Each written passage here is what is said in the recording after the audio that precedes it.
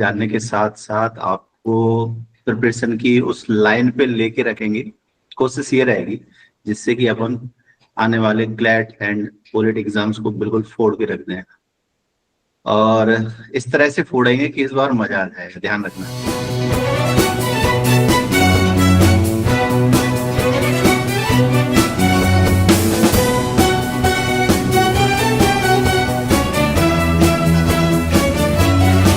आज in general class हम discuss करेंगे, बहुत जनरल सी बातें डिस्कस करेंगे। शायद वो बातें करना जरूरी भी है और कहीं ना कहीं प्रिपरेशन के लिए एक माइंडसेट बना देंगी वो। अभी तो हालांकि आपके प्रखर भैया ने काफी माइंडसेट वो बना के रखते हैं, बहुत लाइन पे पहले से ही रखते हैं। एक छोटा सा इनपुट और मेरी तरफ से ऐड ऑन हो जाएगा उसमें, ठीक है? सो बढ़िया है। ठीक है, बिल्कुल प्रकार, बिल्कुल। देखो ऐसा है कि एक जर्नी थी छोटी सी, जो कि बीच में हम आपसे थोड़ा सा ऐसा था कि कम क्लासेस ले पाए, बट हाँ अब आपके राघवेंद्र सर फिर से बैक हैं, सो डोंट वरी, मिलके अपन कुछ अच्छा ही करने वाले हैं, ठीक है? सभी लोग आई होप जो ज्वाइन करने वाले हैं ऑलमोस्ट ज्वाइन कर चुके हैं, है ना? स्टार्ट करते हैं अपनी बातों को।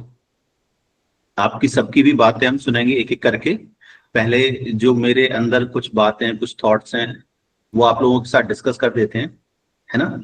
एक बार चैट बॉक्स में बस बता दो ऑडिबल प्रॉपर है, कोई दिक्कत तो नहीं है? I am just using laptop that way, है ना?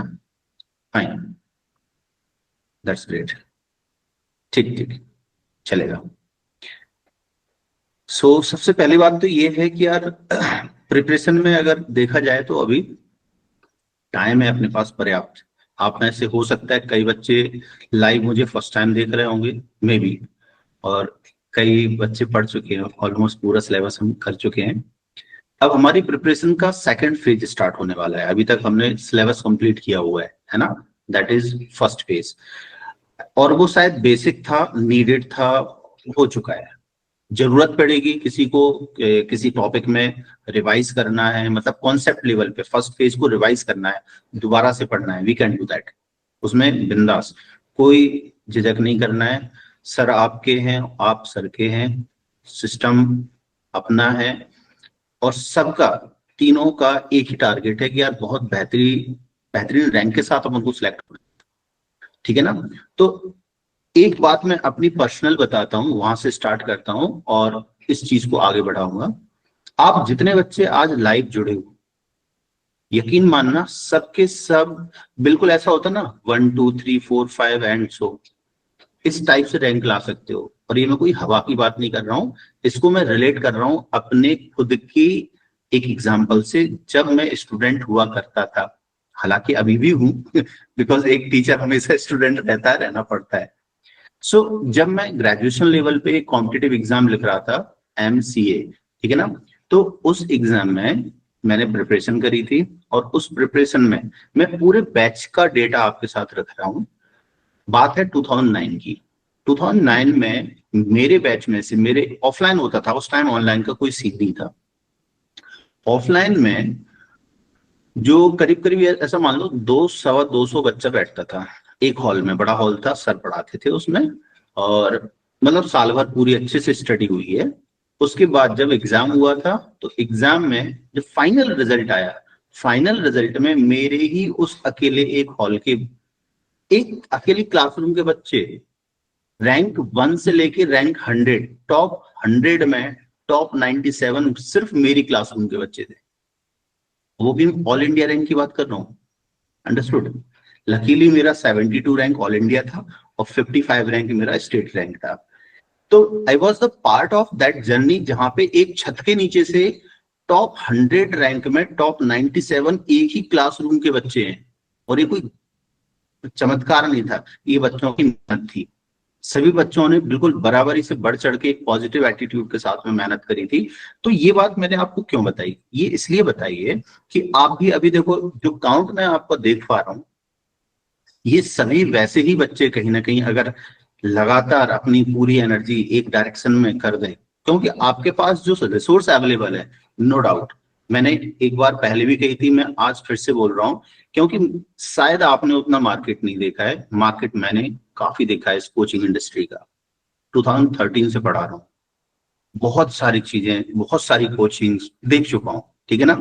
एक कॉमन चीज है, पहली मतलब पता नहीं मुझे कि अभी प्रखर ऑनलाइन है नहीं है, बट हाँ मैं बहुत ईमानदारी से, कोई बढ़ चढ़ के और वैसी बात नहीं कर रहा हूँ, मैं बहुत ईमानदारी से बोल रहा हूँ, जो एनर्जी प्रखर आपके ऊपर डाल रहा है और डाल सकता है, वो शायद किसी कोचिंग का कोई फैकल्टी रैंडमली नहीं डाल पाएगा। उसके पीछे एक सिंपल सा लॉजिक है, कुछ बच्चों ने मेरे उस कमेंट को पढ़ा होगा तो शायद वो रिलेट कर पाएंगे, कि एक वो पर्सन जो जॉब कर रहा है कहीं पे, और एक वो पर्सन जो खुद कहीं किसी वेंचर को स्टार्ट किया है, ऑब्वियसली 100% में डिफरेंस होता है। जो खुद किसी वेंचर को स्टार्ट करके उसमें एफर्ट्स डाल रहा है वो अनकंडीशनल है, वो 100% एफर्ट्स होते हैं, ठीक है ना। बाकी सेकंड पहलू में उसको डिस्कस नहीं करूंगा, वो कंडीशनल रहता है, डिपेंड करता है, ठीक है ना। तो दूसरी बात यह है कि उसके पास नॉलेज और तुम्हें तुम्हारी बोलते ना कि सिलेक्शन दिलाने तक के लिए उसमें क्षमता भी है, उसमें इंटेंशन भी है, और कहीं ना कहीं तीसरा जो पार्ट रह जाता है कि तुम्हारा एक सहयोग, तुम्हारे एफर्ट्स वो और चाहिए, ठीक है ना। तो हमें प्लेटफॉर्म मिल चुका है, हमें ऐसे मेंटर्स का साथ मिल चुका है जो कहीं ना कहीं इंडस्ट्री में एक्सपीरियंस्ड है, नो डाउट, ठीक है ना। और वो इतना है कि हाँ तुम्हारी रैंक बहुत शानदार ला सकता है। अब हमें वन डायरेक्शन में बहुत एक्सीलेंट मेहनत करनी है। अब बात आती है कि कितना और कैसे करना है, तो अगेन उसको मैं फिर से बैक में जाता हूँ 2009 में और रिलेट करता हूँ। That is one of the example. Time बहुत हो चुका है, बट हाँ जो कोर पार्ट होता है वो कहीं ना कहीं छूटता नहीं है, वो हमेशा वैसा ही रहता है। जैसे कि अ, कोई पूछेगा सर कैसे आ जाती है डबल डिजिट रैंक या सिंगल डिजिट रैंक, मतलब कैसे होता क्या है, तो उसके पीछे एक सीधी सी बात है यार, बहुत बहुत मेहनत, बहुत सीधी सी बात है, बहुत मेहनत हमें करनी पड़ती है, करनी पड़ेगी। सिंपल सा फंडा है कि भाई तुम्हें एक कॉम्पिटिटिव एग्जाम में बैठना है और मेहनत उतनी करनी है जितना कहीं ना कहीं किसी कोने में बैठ के कोई बच्चा पढ़ रहा होगा ना, सिंसियर बच्चा, उससे भी ज्यादा मेहनत करनी है, तो हमारा उससे ऊपर रैंक आ जाएगा। बहुत क्लियर है, ठीक है ना। तो ये मान के चलो कि पहली बात कंपटीशन खुद से हमें रखना है, और जितना हम अपने से निकाल सकते हैं मेहनत उससे भी ज्यादा अगले दिन करनी है, ये टारगेट होना चाहिए। किसी दूसरे से कोई कंपैरिजन का मुद्दा ही नहीं है। कंपैरिजन सिर्फ हमें आज का और कल का करना है, कल फिर से आज बन जाएगा, और इस तरह से ये मामला चलता रहेगा, ठीक है ना।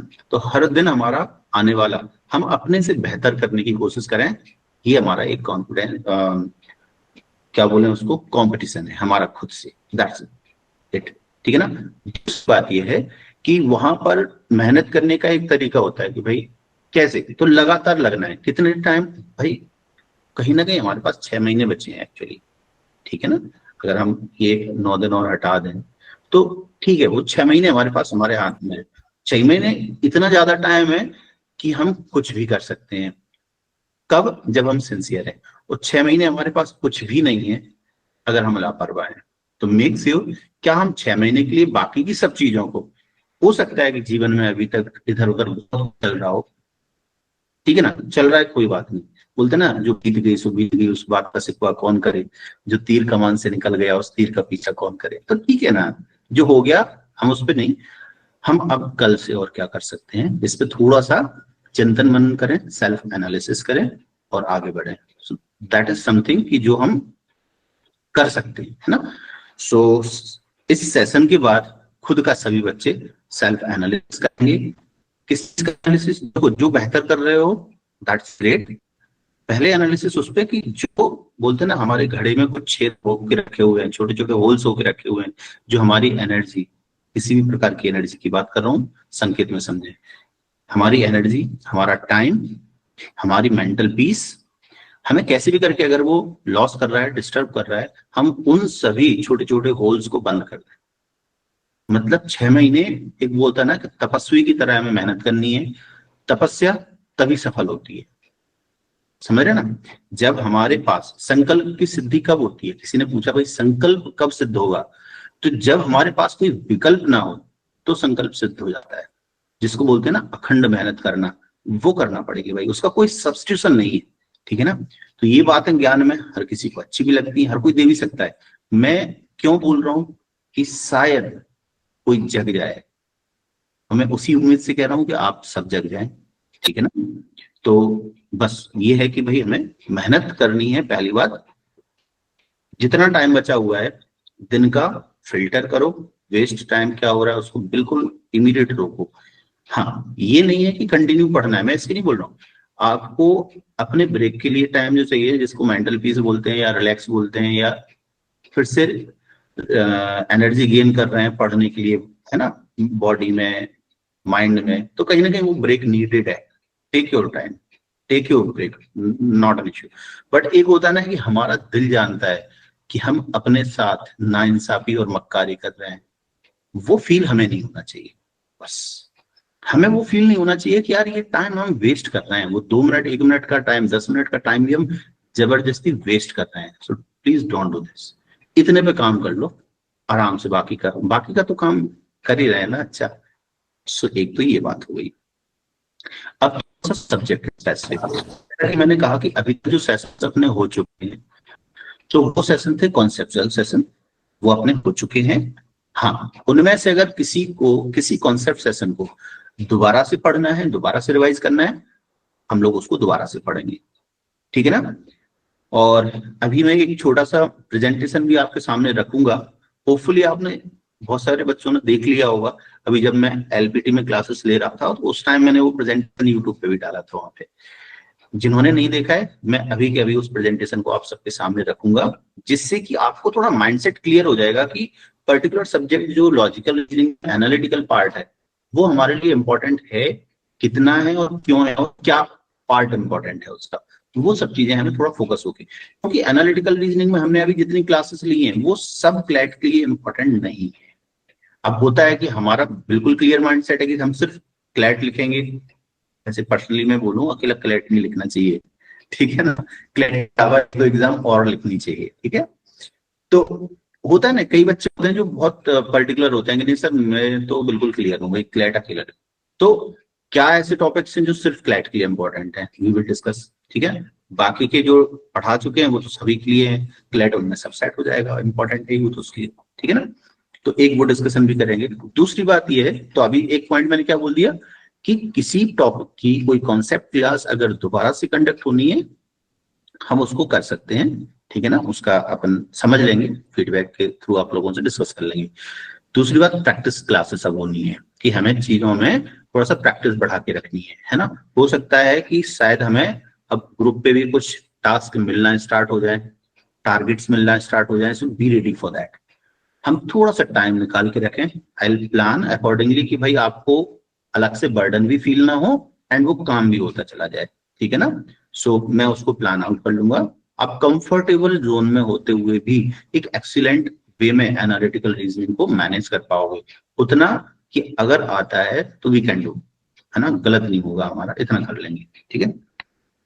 तो प्रैक्टिस सेशन की बात हो गई है, ये अपना चलता रहेगा, क्यूमुलेटिव प्रैक्टिस सेशंस चलते रहेंगे। एड ऑन जो टेस्ट है एक्स्ट्रा कुछ आपके, बोलते हैं ना कि आपका थोड़ा सा भ्रम दूर करने के लिए टेस्ट भी लेते रहेंगे कि कितने पानी में है टाइप, वो सब प्रोग्राम अपना आप चालू हो जाएगा, ठीक है। ये तो मेरी तरफ से एक मैसेज था आप लोगों के लिए। उससे पहले एक सजेशन था कि किस तरह से प्रिपरेशन करनी है, ठीक है ना। एंड बाकी आई थिंक कर ही रहे होगे मस्ती से, है ना।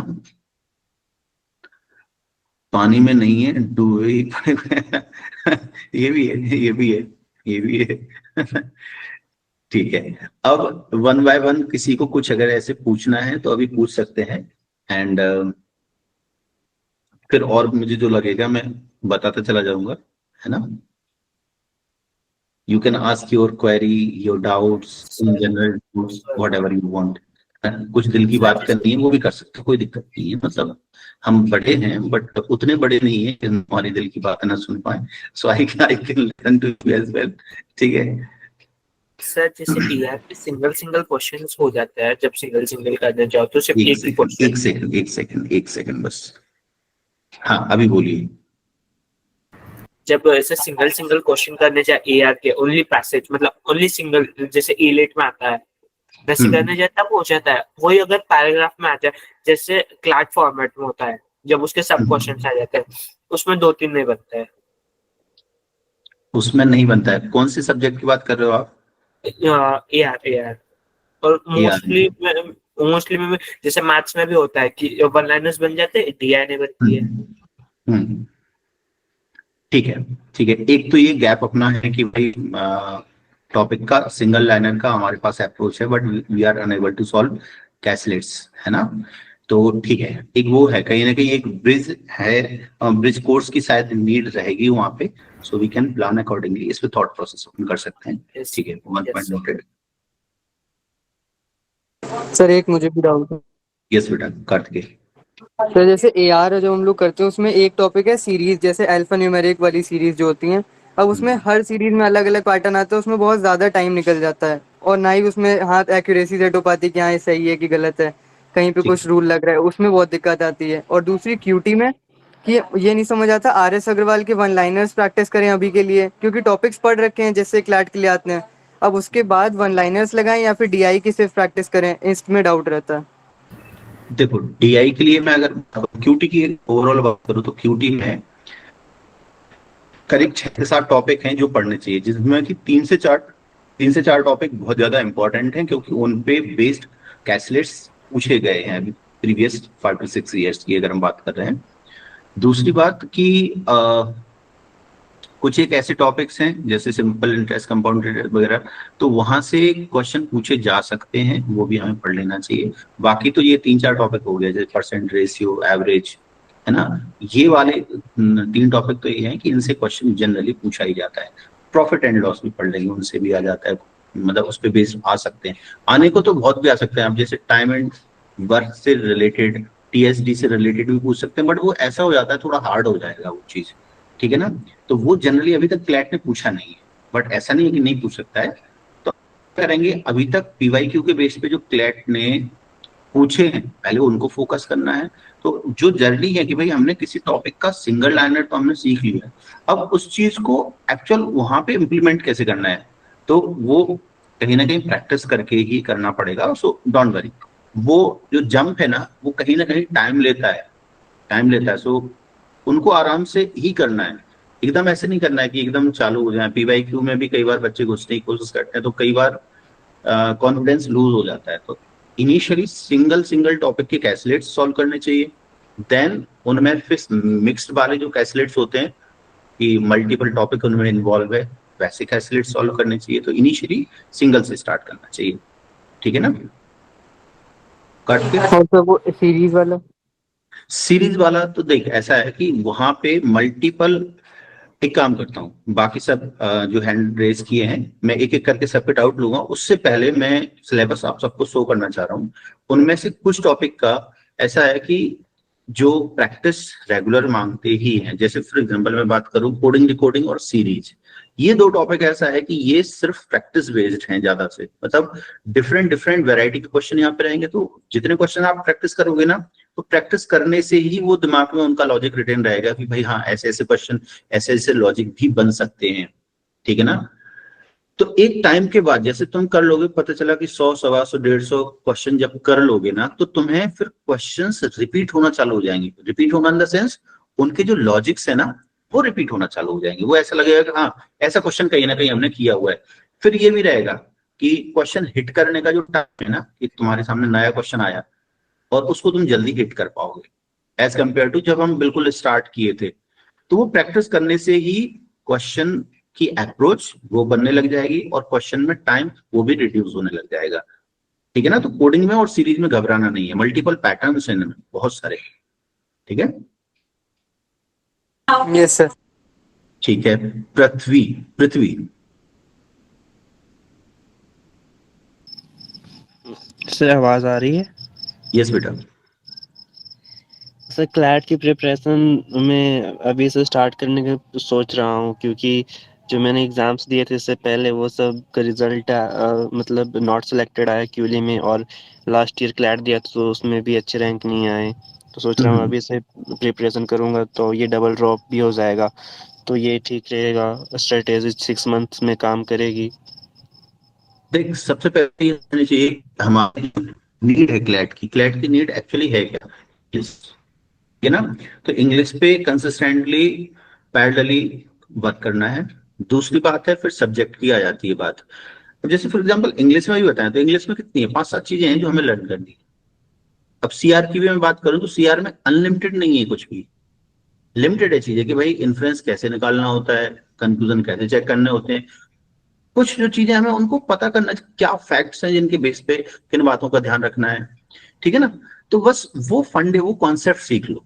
उसके बाद तो क्या है, प्रैक्टिस प्रैक्टिस, और जितनी ज्यादा प्रैक्टिस उतना ज्यादा इंप्रूवमेंट। बात समझ रहे हैं ना। तो एक क्वेश्चन के 6 महीने हैं तो उनमें हो जाएगा, 100% हो जाएगा, बशर्ते कि हमें जो इनिशियली मैंने बोला है कि जितना टाइम आपके पास अवेलेबल है उसको पूरी तरह से समर्पित कर दो प्रिपरेशन के लिए, बाकी कुछ भी नहीं। आराम से होगा, बहुत बिंदास तरीके से होगा, ठीक है ना। सो बस वही है, ठीक है ना। और बात रही दूसरे कॉन्सेप्ट्स की, तो कॉन्सेप्ट्स जैसा कि ऑलरेडी वो अपलोडेड है, जहां लगेगा अपन दोबारा से पढ़ लेंगे। लॉजिकल और इंग्लिश के कुछ जो क्वेश्चंस होते हैं उसमें ज़्यादा डिफिकल्टीज आता है, ऑप्शंस में क्लियर नहीं कर पाते कौन सा ऑप्शंस स्टिक उसी को क्लियर करना है, किसी 2 देखो ऑप्शंस 3 कोई भी ऑप्शंस से क्वेश्चन फंस है, जाते जैसे हैं। कोई भी क्वेश्चन है, अपन ने एनालिसिस किया, अपन ने कुछ क्वेश्चन प्रैक्टिस किए, उसके बाद अपन ने एनालिसिस किया कि यार क्वेश्चन बना या नहीं बना, दो में से एक होगा। या तो क्वेश्चन में कुछ ऐसा होगा कंफ्यूजन है कि बन भी रहा है नहीं भी बन रहा है, टाइप समझ में नहीं आ रहा है, कि इसका कॉन्फिडेंस नहीं आ रहा है कि ऑप्शन कौन सा सही है, क्यों सही है, उसका कई बार इन डेप्थ नहीं आता है। तो वहां पे फिर कॉन्सेप्ट लेवल की थोड़ा इश्यू है, उसको बिल्ड करना है। तो उसके लिए फिर उस टॉपिक से रिलेटेड क्लासेस को वॉच करो, बहुत डीप ऑब्जर्वेशन के साथ उनको वॉच करो कि कब कैसे सॉल्व करे जाते हैं क्वेश्चंस, तो उनमें अप्रोच समझ में आएगी, सॉल्व सॉल्व करे कैसे जाते हैं। फिर पर्टिकुलर क्वेश्चन उसके खुद सॉल्व करो, जो तुमने लर्न किया है उसको अप्लाई करो, ठीक है ना। फिर अगेन एनालिसिस करोगे तो उसमें ये देखोगे, एनालिसिस में डिटेल आपको सॉल्यूशन या जो भी आपको अवेलेबल है वहां से पता चलेगा कि भाई हमारी जो थॉट प्रोसेस थी और एक्चुअल जो अप्रोच है क्वेश्चन की वहां क्या है, एक करके सीखना, ठीक है। Yes sir, thank you. Okay बेटा।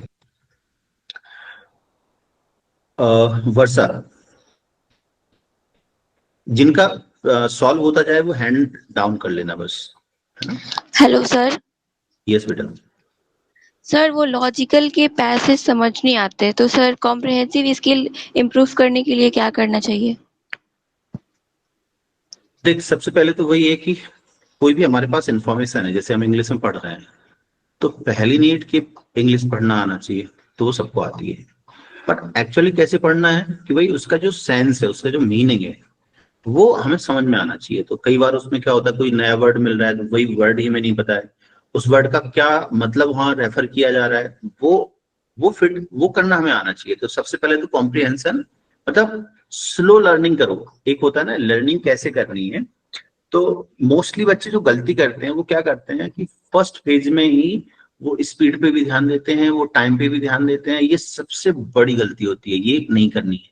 आप में से जो भी बिगिनर हैं, जो फर्स्ट टाइम अभी जस्ट स्टार्ट किए हैं चीजों को, सो मेक श्योर कि आप फर्स्ट टाइम कुछ भी पढ़ रहे हो। फॉर एग्जाम्पल मैं जैसे बात करूं कि यार सिलॉजिज्म मैंने पढ़ा दिया है। अब सिलॉजिज्म पढ़ा दिया है तो आपने कॉन्सेप्ट समझ लिए हैं, आप खुद से जब क्वेश्चन प्रैक्टिस कर रहे हैं तो वो टाइम नहीं देखना आपको, आपको ये ध्यान देना है कि जो क्लास में हमने पढ़ा है वो हम अप्लाई कर पा रहे हैं। टाइम बिल्कुल नहीं देखना है आपको, कितना भी टाइम लग रहा है, मेक श्योर कि आपको चीजें समझ में आनी चाहिए। टाइम कब देखना है, जब एक बार हमने कॉन्सेप्ट पूरी तरह से कवर कर लिए, फिर हमें ये देखना है टाइम दूसरी स्टेप में कैसे देखना है कि लेट से हम 30 मिनट बैठे हैं पर्टिकुलर टॉपिक लेके, 30 मिनट में हम कितने क्वेश्चन कर पा रहे हैं, ठीक है ना। फिर जब तीसरी लेवल की प्रैक्टिस होती है ना, उसमें उल्टा हो जाता है, हमें हमें इतने क्वेश्चन करने हैं 30 मिनट में। मोस्टली बच्चे क्या करते हैं, फर्स्ट फेज में हमें इतने क्वेश्चन करने हैं इतनी देर में, इसमें आ जाते हैं, तो वो कॉन्सेप्ट बिल्डिंग प्रोसेस होती है वो नहीं हो पाती है। तो थोड़ा सा पढ़ने के तरीके पे ध्यान देना है। फर्स्ट फेज में किसी भी सब्जेक्ट में हमें टाइम नहीं देखना है, कॉन्सेप्ट्स कवर होना है, कॉन्सेप्ट पूरी तरह से डाइजेस्ट होना है दिमाग में, उस पर ध्यान देना है। ठीक है बच्चे? यस सर, स्लो रीड करते हैं तो समझ आती है पैसेज। ठीक है ना? तो स्पीड को मिक्स मत करो, टाइम को मिक्स मत करो फर्स्ट टाइम लर्निंग टाइम में। ठीक है ना? तो इसकी मैं बात कर रहा हूँ कि फर्स्ट तो इन्होंने क्या दे दिया था सैंपल पेपर 1 में, क्लासिफिकेशन बेस्ड के 2 सेट थे, तो 3 क्वेश्चन का, एक 2 क्वेश्चन का। फिर सैंपल पेपर 2 में इन्होंने दे दिया था blood relation, series and syllogism के क्वेश्चन। एक्चुअल नहीं है, ये सैंपल पेपर डाले थे उन्होंने, फिर सिलोजिज्म अकेले दे दिया। मतलब कुछ टॉपिक्स यहाँ लिस्टेड हैं जो इंपॉर्टेंट आप मान सकते हो। फिर बात आती है देखो एक्चुअल क्लैट 2020, जब एक्चुअल पेपर हुआ, ये 3 सैंपल पेपर क्लैट के जस्ट पहले इन्होंने दे दिए थे, क्लैट 2020 कैसा आएगा उसको जानने के लिए। ठीक है ना? तो एक्चुअल में इन्होंने देखो क्या पूछा है, क्लासिफिकेशन बेस्ड पजल, जो ऑलरेडी यहाँ पे वो एक किसी ना किसी सैंपल पेपर में दे चुके थे। इसके बाद कोडिंग डिकोडिंग का भी दे दिया इन्होंने, जो कि कहीं भी इन्होंने सैंपल पेपर में नहीं डाला था। ठीक है ना? तो एक ऐसा टॉपिक भी आ गया जो सैंपल पेपर में नहीं डाला था। इस बार देखो सीधा 4 साल के गैप के बाद 2025 में इन्होंने फिर क्या दे दिया है, सीटिंग अरेंजमेंट। इसके 6 क्वेश्चन दे दिए थे। अब सीटिंग अरेंजमेंट ना तो सैंपल पेपर में ना 2020 तक कहीं नहीं दिया है, बट अभी पूछ लिया है। तो कुल मिला के जो 2026 होने वाला है, अभी सवाल ही हो जाता है 2026 में क्या पूछने वाले हैं, पूछने वाले हैं भी या नहीं पूछने वाले हैं। तो इसका एक ग्राफिकल रिप्रेजेंटेशन में आप लोगों को, ये स्लाइड विजिबल है आप लोगों को? Yes sir.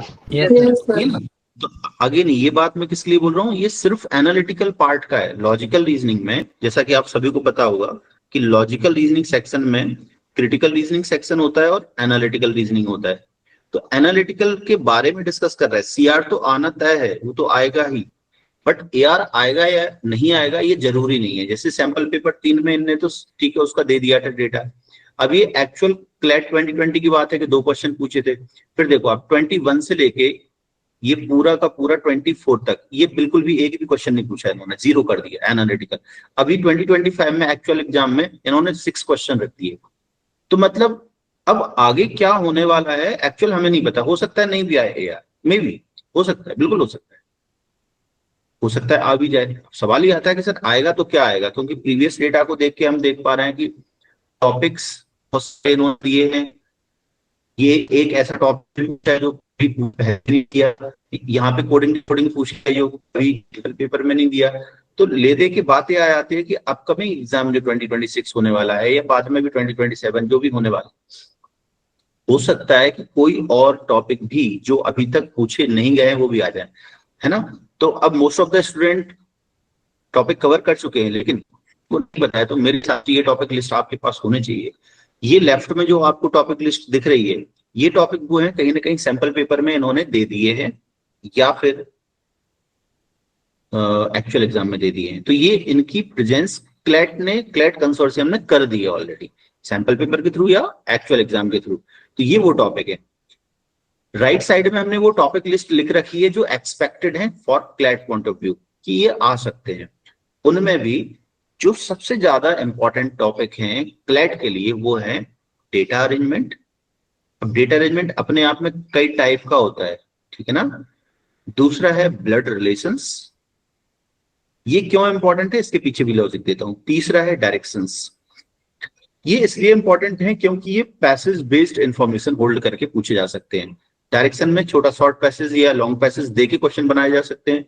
ब्लड रिलेशन में भी एक रिलेशनल पजल होती है ना, अभी हालांकि मैंने सिर्फ आपको बेसिक पढ़ाए हैं उसके, अभी actual passage based question blood relation में बनते कैसे हैं वो पढ़ाना बाकी है क्लैट पॉइंट ऑफ व्यू से, ठीक है ना? तो वो चीज है। तीसरा डेटा अरेंजमेंट। अब डेटा अरेंजमेंट में एक तो वो हो गया कि क्लासिफिकेशन बेस्ड अरेंजमेंट, ठीक है ना? दूसरा हो गया सीटिंग अरेंजमेंट, और ऐसे कई सारे अरेंजमेंट होते हैं।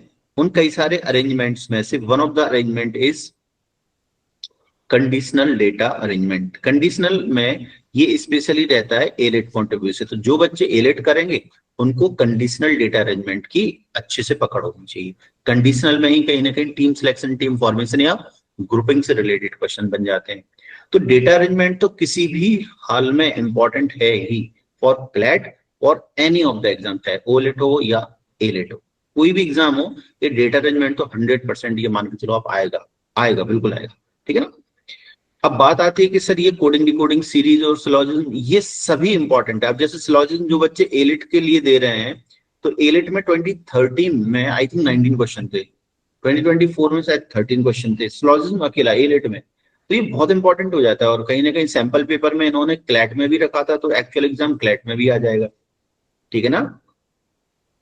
तो ऐसा है कि सिलॉजिज्म भी काफी इंपॉर्टेंट माना जाता है। तो टॉपिक तो जो हम यहाँ लिस्ट कर रखे हैं वो सभी बहुत स्ट्रांगली आपको प्रिपेयर करने हैं, है ना। इवन राइट में जितने टॉपिक हैं क्लैट कुछ भी पूछ सकता है। क्लैट ने क्या नहीं पूछा है, जैसे इनपुट आउटपुट और एलिजिबिलिटी टेस्ट ये नहीं पूछा, बट मुझे ऐसा लगता है कि एलिजिबिलिटी टेस्ट वो कभी भी पूछ सकता है क्लैट में भी, ध्यान रखिएगा इस बात को। क्यों? क्योंकि इसमें भी जो इन्फॉर्मेशन है वो कहीं ना कहीं एक पैसेज बेस्ड इन्फॉर्मेशन ही कंसीडर कर सकते हो। वो थोड़ा लिस्टेड रहता है, पॉइंट वाइज रहता है, बट वो completely passage based information consider की जा सकती है कि जिसके बेस पे क्वेश्चन करने होते हैं। तो क्लैट में एलिजिबिलिटी टेस्ट भी कहीं ना कहीं बिल्कुल पूछा जा सकता है, अभी तक नहीं पूछा, मे बी स्ट्रॉन्ग पॉइंट है, ठीक है ना। और बाकी अब सब पे ऐसा मैं मार्क करने वाला हूं नहीं, कुछ भी पूछा जा सकता है, बस इतना ओपन करूंगा। लेकिन जितनी लिस्ट आपको यहाँ दिख रही है सभी की सभी, स्पेशली जो बच्चे एलिट की प्रिपरेशन कर रहे हैं, एलिट के लिए जितना दोनों लेफ्ट साइड वाला पार्ट राइट साइड सब मिला के सभी टॉपिक एलिट के लिए इंपॉर्टेंट है, ठीक है ना। तो ये थोड़ा सा ध्यान रखना रहेगा। एलिट में ये वाला जो एनालॉजी एंड क्लासिफिकेशन है इसके 6 to 7 क्वेश्चंस आते हैं। आप कोई सा भी पीवाईक्यू उठा के देख लेना, 6 to 7 क्वेश्चन तक यहाँ से पूछे जा रहे हैं। अब इसमें भी 3 अलग अलग टाइप के क्वेश्चन बनते हैं, एनालॉजी हो गई और क्लासिफिकेशन हो गया। इसमें जीके बेस्ड बनता है, इसमें कोडिंग बेस्ड बनता है, और इसमें नंबर बेस्ड भी बन जाता है, ठीक है ना। तो इन सब को थोड़ा सा हमें सेल्फ स्टडी करके रखना पड़ेगा। तो ये वाला टॉपिक कैसा हो गया, मतलब इसकी अप्रोच हम समझेंगे करेंगे, बट ये सेल्फ स्टडी बेस्ड हो गया। क्योंकि हम जैसे कोडिंग आपको पढ़ा दिए तो कोडिंग का यहाँ पे यूज होगा, ठीक है ना। सीरीज हम पढ़ा दिए तो सीरीज का कहीं ना कहीं मतलब नंबर कैसे रिलेट करते हैं यहाँ पे यूज होगा उनका। तो ये एप्लीकेशन बेस्ड आप टॉपिक समझ सकते हो, सेल्फ स्टडी समझ सकते हो इनको, है ना। तो इनको आप पढ़ना पैरेलली स्टार्ट करके रखें, कनेक्ट करके रखें। कई सारी चीजें हैं ना जो करके ही आती हैं। तो अब मैं एक लिस्ट वो बना दे रहा हूं जो रैंक डिसाइड करता है, समझ रहे हैं ना। रैंक डिसाइड कौन कौन करता है, coding and decoding, sequence and series, जो कि यहां से आता ही है, ये रैंक डिसाइड करेगा। बाकी के ऐसे हैं जो आपको कहीं ना कहीं प्रैक्टिस करके आप उनमें कंफर्टेबल हो सकते हो, लेकिन ये ऐसे हैं कि जरूरी नहीं है कि बन ही जाए। मतलब कोडिंग डिकोडिंग हो गया, सीरीज हो गया, बीइंग टीचर मुझे कॉन्फिडेंस नहीं होता कि पर्टिकुलर कोई क्वेश्चन सामने आ जाए और मैं कर ही लूंगा, ऐसा नहीं होता। हाँ, ये चांस बहुत ज्यादा रहते हैं कि मैं डिकोड कर दूं उसको, बट होता है ना बहुत ज्यादा ही किसी ने ट्रिकी क्वेश्चन बना दिया, पता चला एट अ टाइम क्लिक करा या नहीं करा, डिपेंड करता है। तो ये वो टॉपिक हैं जो क्लिक कर रहे हैं उस टाइम पे, प्रेजेंस ऑफ माइंड हमारा अप्रोच लगा पा रहा है कि नहीं लगा पा रहा है, ये डिपेंड करता है कंप्लीटली। इसीलिए इनमें प्रैक्टिस थोड़ी सी ज्यादा चाहिए। क्या बोले अपन, इन टॉपिक्स में जितनी ज्यादा प्रैक्टिस उतने ज्यादा चांसेस रहते हैं अपने, ठीक है ना। तो ये कुछ वैसे टॉपिक्स हैं ये, ठीक है। बात रही क्लॉक एंड कैलेंडर की, यहां से ऐसा रहता है एलिट में क्वेश्चन आ जाता है, ओलेट में भी आ जाता है। ये थोड़ा कॉन्सेप्ट प्लस प्रैक्टिस दोनों की नीड होती है, इनमें कॉन्सेप्ट प्लस प्रैक्टिस दोनों की नीड होती है। अभी क्लॉक एंड कैलेंडर और डिटेल में मुझे पढ़ाना है, तो ये इनकी कॉन्सेप्ट क्लास और अभी डिटेल में लूंगा। ये मेरी तरफ से I am not satisfied with the topics जो मैंने अभी पढ़ाया आपको लास्ट मंथ में ना, सो इसको अपन डिस्कस करेंगे। So that's the purpose. अब एक नेक्स्ट स्लाइड पे मैं ये शो करने वाला हूँ स्पेशली उन बच्चों के लिए जो अभी स्टार्ट कर रहे हैं, प्रिपरेशन स्टार्ट किए हैं, अभी लेटेस्ट ज्वाइन किए हैं, जो मेरी क्लासेस को नहीं पूरी तरह से देख पाए हैं, है ना। मतलब मेरा जो ज्ञान है कहीं ना कहीं वो नहीं सुन पाए हैं, तो उसके लिए ये वाली स्लाइड है। इसको प्रिपरेशन साइकिल हम नाम देते हैं कि ये प्रिपरेशन साइकिल एक्चुअली है क्या। तो बेसिक सी बात है कि यार अपन आते हैं क्लास में, बातें सुनते हैं, ज्ञान अर्जन करते हैं। तो क्लास की जो लर्निंग है ना, वो तो कॉन्सेप्ट लर्निंग है किसी भी टॉपिक की। उसकी नेक्स्ट स्टेप, ये फर्स्ट पॉइंट है, इस यहाँ से अपनी जर्नी स्टार्ट होती है बेसिकली, ठीक है ना। फिर नेक्स्ट स्टेप क्या है भाई, प्रैक्टिस। मतलब ये आपकी सेल्फ स्टडी में होगा, प्रैक्टिस करने वाला काम कि अपन ने क्लास में जो भी टॉपिक पढ़े प्रैक्टिस करो। और फर्स्ट टाइम में, इसमें प्रैक्टिस में क्या होगा, जब हम खुद से कर रहे हैं तो इसके भी 3 फेज हैं कहीं ना कहीं। फर्स्ट फेज में हम क्या करने वाले हैं, नो टाइम। नो टाइम का मतलब जो हम समझा चुके हैं कि भाई फर्स्ट टाइम में आपको टाइम नहीं देखना है, जब आप चीजों को कर रहे हैं सॉल्व, टाइम नहीं देखना है आपको।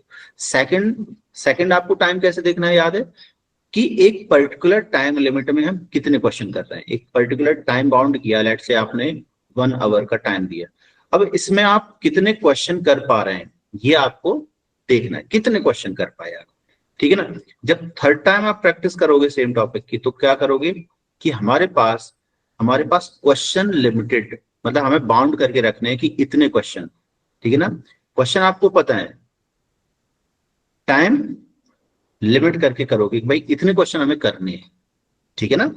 फिर ये वाली चीज आपकी एक्चुअल मॉक की प्रिपरेशन यहां से स्टार्ट होती है। तो इस वे में आपको लेके जानी है। फर्स्ट टाइम में ही आपको टाइम नहीं देखना है जब आप कर रहे हैं प्रैक्टिस। तो is that clear. Next, revision. Revision जिसका जितना स्ट्रांग होता है ना, उसका रैंक उतना अच्छा आता है, ये ध्यान रखिएगा, ठीक है ना। तो चाहे वो सीआर हो, चाहे वो इंग्लिश हो, चाहे वो लीगल हो, चाहे वो जीके हो, है ना, कोई सी भी हो, चाहे वो क्यूटी हो, चाहे वो एआर हो, रिवीजन जितना स्ट्रांग करोगे, जितना पीरियोडिकली रिवीजन करोगे, उतना आपका काम आसान होने वाला है, ठीक है ना। सो आपकी जो सेल्फ स्टडी होने वाली है, एक्चुअली आपकी कोई कहे कि क्या क्या आप पाते हैं, तो आपके 24 घंटे में से एक टाइम आपका क्लास का है, एक टाइम आपका सेल्फ स्टडी, जिसको हम सेल्फ स्टडी न कहें, इसका नाम है प्रैक्टिस करना। प्रैक्टिस किसकी, जो हमने क्लास में चीजें लर्न करी हैं, जो ताजा ताजा पढ़ रहे हैं ना, ताजा ताजा पढ़ रहे हैं ना करंट में, उन चीजों की प्रैक्टिस, जिससे कि वो डाइजेस्ट हो पाए जो हमने क्लासेस में पढ़ा हुआ है, ठीक है ना। फिर तीसरी चीज हो जाती है रिवीजन। रिवीजन में क्या हो जाता है कि भाई मान लो आज हम पढ़ लिए एक टॉपिक, अगली वीक हमने कुछ और पढ़ा, अगली वीक और कुछ पढ़ेंगे, इस टाइप से।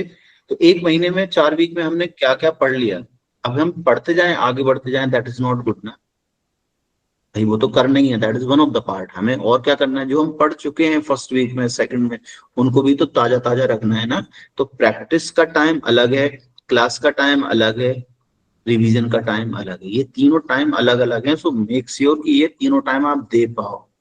हाँ, उसका आप मैनेज कर लो, जैसा कहीं ना कहीं आपके प्रेफर भैया ने आपको सजेस्ट किया होगा, कहीं ना कहीं मैं उस पर अभी डिस्कस नहीं कर पाया हूँ, इसलिए मैं इस पर डिटेल आपको कुछ बोलूंगा नहीं कि कैसे करना है, क्या करना है। बट हाँ, मोटे तौर पे ये बता रहा हूँ, बाकी का माइक्रो मैनेजमेंट वो आपको सजेस्ट प्रखर ने किया होगा, या फिर आपने अभी नहीं किया है इस पे, तो खुद से एक बार डिसाइड करने की कोशिश करना कि भाई टारगेट ये है कि रिवीजन करना है।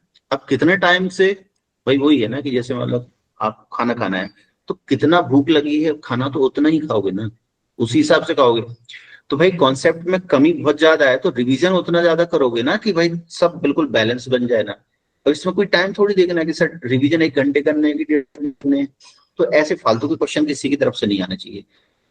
हमारा टारगेट क्या है, चीजें हमें बनने लग जाना चाहिए। अगर हमारी क्लास हमने कर ली है, हमारा टॉपिक हमने प्रैक्टिस कर लिया है, तो मतलब वो हमारा बैलेंस होना चाहिए, उससे मॉक में मार्क्स कन्वर्ट होने चाहिए। वो टॉपिक हमने पढ़ रखा है तो तभी वो पढ़ा हुआ माना जाता है, अदरवाइज ऐसे पढ़े हुए से क्या मतलब है। Make sense. तो ये 3 बेसिक चीजें हैं। अब अगली बात आती है कि मॉक, है ना, फिर होता है मॉक एनालिसिस। तो कहीं ना कहीं आई होप इस पर डिस्कशन आपका हो चुका होगा, बस एक ब्रीफ कर रहा हूँ कि मॉक देना कैसे होता है, मॉक का टारगेट क्या है। जो बच्चे अभी इनिशियल फेज में है, हो सकता है आप में से कई बच्चे बहुत आगे पहुंच चुके होंगे, या जैसा भी जो भी आपका भी चल रहा है क्लासेस में, तो उसमें ये है कि भाई पहला टारगेट, कोई भी स्टूडेंट है, हमें वो लेने हैं questions across all the subjects जिनके कॉन्सेप्ट्स हमने पढ़ लिए हैं, तो try to solve that part, ठीक है ना, दैट टॉपिक बेसिकली। फिर क्या होगा, ऐसे वीक बाय वीक आप कहीं ना कहीं कॉन्सेप्ट्स क्लासेस, आपका प्रैक्टिस, आपका रिवीजन बढ़ता जाएगा, तो उस हिसाब से आपके मार्क्स मॉक में रिफ्लेक्ट होने चालू हो जाएंगे, इंक्रीज होना चालू हो जाएगा, ठीक है ना। तो पेशेंस रखना बहुत जरूरी है, बट बहुत ठंडे बस्ते में नहीं जाना है। पेशेंस रखने का मतलब ये नहीं होता है कि रिलैक्स में जीना है। पेशेंस रखने का मतलब ये होता है कि हमें नेगेटिव नहीं होना है, घबराना नहीं है। कोई अगर ये बोल रहा है कि भाई पेशेंस रखो, चीजें हो जाएंगी आराम से, दैट नॉट मीन्स कि हम ढीले पड़ जाए। दैट मीन्स कि हमें एफर्ट्स करते रहना है पॉजिटिव डायरेक्शन में, but we have to wait for our actual result, जो हम दे सकते हैं अपने आप से, ठीक है ना। तो मॉक में क्या मैंने बता दिया, एक सिंपल सी बात है कि भाई जो पढ़ रखा है पहले उसको ट्राई करो, अब टाइम तो बचेगा ना, तो जो हम कर सकते हैं उसको कोशिश करो करने की, ठीक है ना। क्यों? क्योंकि इंग्लिश यार बचपन से पढ़ रहे हैं, तो शायद पढ़ के कॉम्प्रिहेंड करके कुछ ना कुछ तो हम मार्क कर ही सकते हैं ना, भले हमने कुछ टॉपिक नहीं पढ़ रखा है तो भी। Make sense? तो ऐसे मॉक अटेम्प्ट करने की कोशिश करो, बाकी डिटेल में कहीं ना कहीं प्रखर ने बताया होगा, और नहीं होगा तो इस पे एक सेशन का प्रखर से भी बोल देंगे, तो वो कहीं ना कहीं ले लेंगे, डिस्कस कर लेंगे अपन मिलके सब, ठीक है ना। मॉक एनालिसिस में देखो 3 चीजें होती हैं। मॉक एनालिसिस में 3 चीजें होती हैं, कोई भी मैटर है कॉमन, जनरली बात यही बताता है। मॉक एनालिसिस में पहली बात क्या होती है, देखो जब भी तुमने मॉक दिया तो मॉक देते टाइम या तो क्वेश्चन बनेगा तुमसे, या तो क्वेश्चन नहीं बनेगा, मतलब गलत हो जाएगा। या तो क्वेश्चन अटेम्प्ट किया तो सही हो जाएगा, या क्वेश्चन अटेम्प्ट किया तो गलत हो जाएगा, या हो सकता है कोई पर्टिकुलर क्वेश्चन तुम सॉल्व ही नहीं करो। 3 मतलब उसको क्या बोले, 3 हस्र हो सकते हैं किसी क्वेश्चन के साथ में, है ना। या तो क्वेश्चन से तुम लड़के जीत जाओगे, या क्वेश्चन तुमसे जीत जाएगा, या तुम एक दूसरे से डर के, तो क्वेश्चन ही तुमसे क्या ही डरेगा, तुम ही डर दोगे और छोड़ दोगे क्वेश्चन को, बस में रहना। भी तो ये स्थिति होने वाली है। तो चैलेंज ये लेना है कि भाई कोई भी क्वेश्चन हो अपन से डरना चाहिए, अपन क्वेश्चन से ना डरे, ठीक है ना। तो फिलहाल क्वेश्चन के साथ क्या होगा, जब हम मॉक दे रहे हैं क्वेश्चन सॉल्व होगा तो सही या गलत, या तो सॉल्व भी नहीं होगा, हम छोड़ देंगे। अब मॉक एनालिसिस के टाइम पे हमें ये देखना है, मान लो हमने कोई क्वेश्चन सॉल्व किया था और वो रॉन्ग हो गया, डिटेल में ये चेक करना होता है कि वो रॉन्ग हुआ क्यों। क्या कॉन्सेप्ट लेवल की मिस्टेक हुई है, क्या सिली मिस्टेक हुई है, लाइक हमने पढ़ा कुछ और ऑप्शन कुछ टिक कर दिया, क्या कैलकुलेशन मिस्टेक हुई है अगर हम सॉल्व करने वाले सब्जेक्ट लाइक क्यूटी और एआर पढ़ रहे हैं, सॉल्व कर रहे हैं, मतलब इन डेप्थ देखो कि गलती क्या हुई है। सपोज कॉन्सेप्ट लेवल की मिस्टेक हुई है, तो ये साइकिल घूम के फिर से आ जाएगी कि भैया जिस टॉपिक का आपका क्वेश्चन गलत हुआ है उसकी क्लास व्लास रिकॉर्डेड है तो रिकॉर्डेड, लाइव की नीड है तो live, what ever the requirement, भाई उसको स्ट्रॉन्ग करो यार, ठीक है ना। तो ये साइकिल इसलिए घूमती चली जाती है, ठीक है ना। रिवीजन की और जरूरत होगी जिससे स्पीड भी बढ़ेगी, एक्यूरेसी भी बढ़ेगी। तो रिवीजन का इम्पैक्ट सीधा किस पे जाता है, आपकी स्पीड और आपकी एक्यूरेसी दोनों को इंक्रीज करने के लिए कौन नीडेड है, रिवीजन नीडेड है, ठीक है ना। तो रिवीजन वाले फेज से स्पीड और एक्यूरेसी बढ़ती है, क्लियर है। तो ये एक बेसिक सा साइकिल है जो आपको यूज करना है, ठीक है ना। एक्सक्यूज मी सर, यस बच्चे, सर क्यूटी आप ही पढ़ा दीजिए। इस पे डिस्कशन कर लेंगे, ठीक है। अभी लौटते हैं अपनी मेन स्क्रीन पे।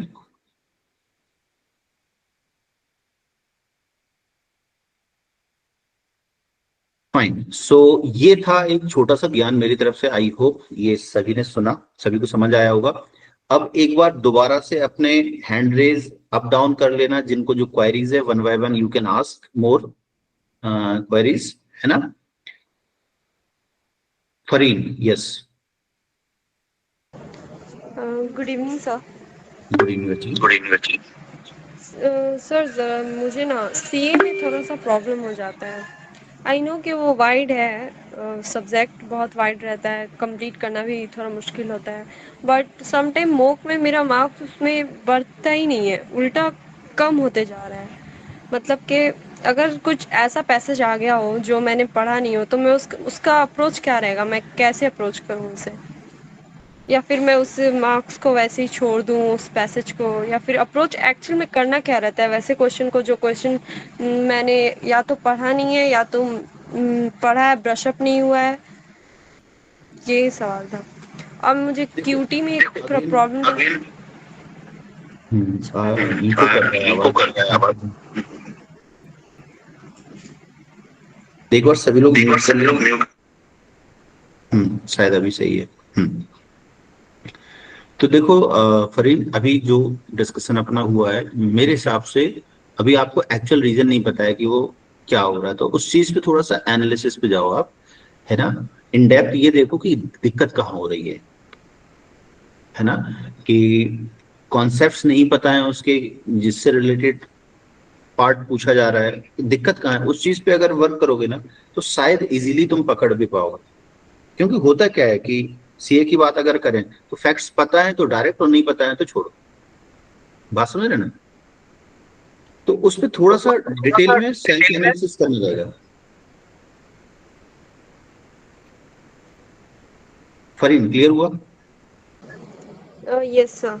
सर एक और और क्वेश्चन था कि जो क्यूटी है उसमें 2 पैसेज या 3 पैसेजेस आते हैं। मुझसे क्या होता है कि मैं एक ही पैसेज कर पा रही हूँ, दूसरे पैसेज में या तो फैक्ट्स, मुझे ऐसा लगता है कि फैक्ट्स मिसिंग है उसमें कुछ, फिर मुझसे वो बन नहीं पाता, एक्स्ट्रा टाइम ले लेता है। ठीक है, समझ गया। तो एक बात बताओ, क्या हम एनालिसिस के बाद बना लेते हैं? अगर एनालिसिस मतलब मॉक के बाद जब हम एनालिसिस करते हैं तो एनालिसिस के टाइम पे एनालिसिस के बाद फिर समझ में आ जाता है कि अच्छा ये मेरा जो मिस करी थी मैं फैक्ट वो ये था, बट वो मैं मॉक में मिस कर जाती हूँ ना। समझ गया।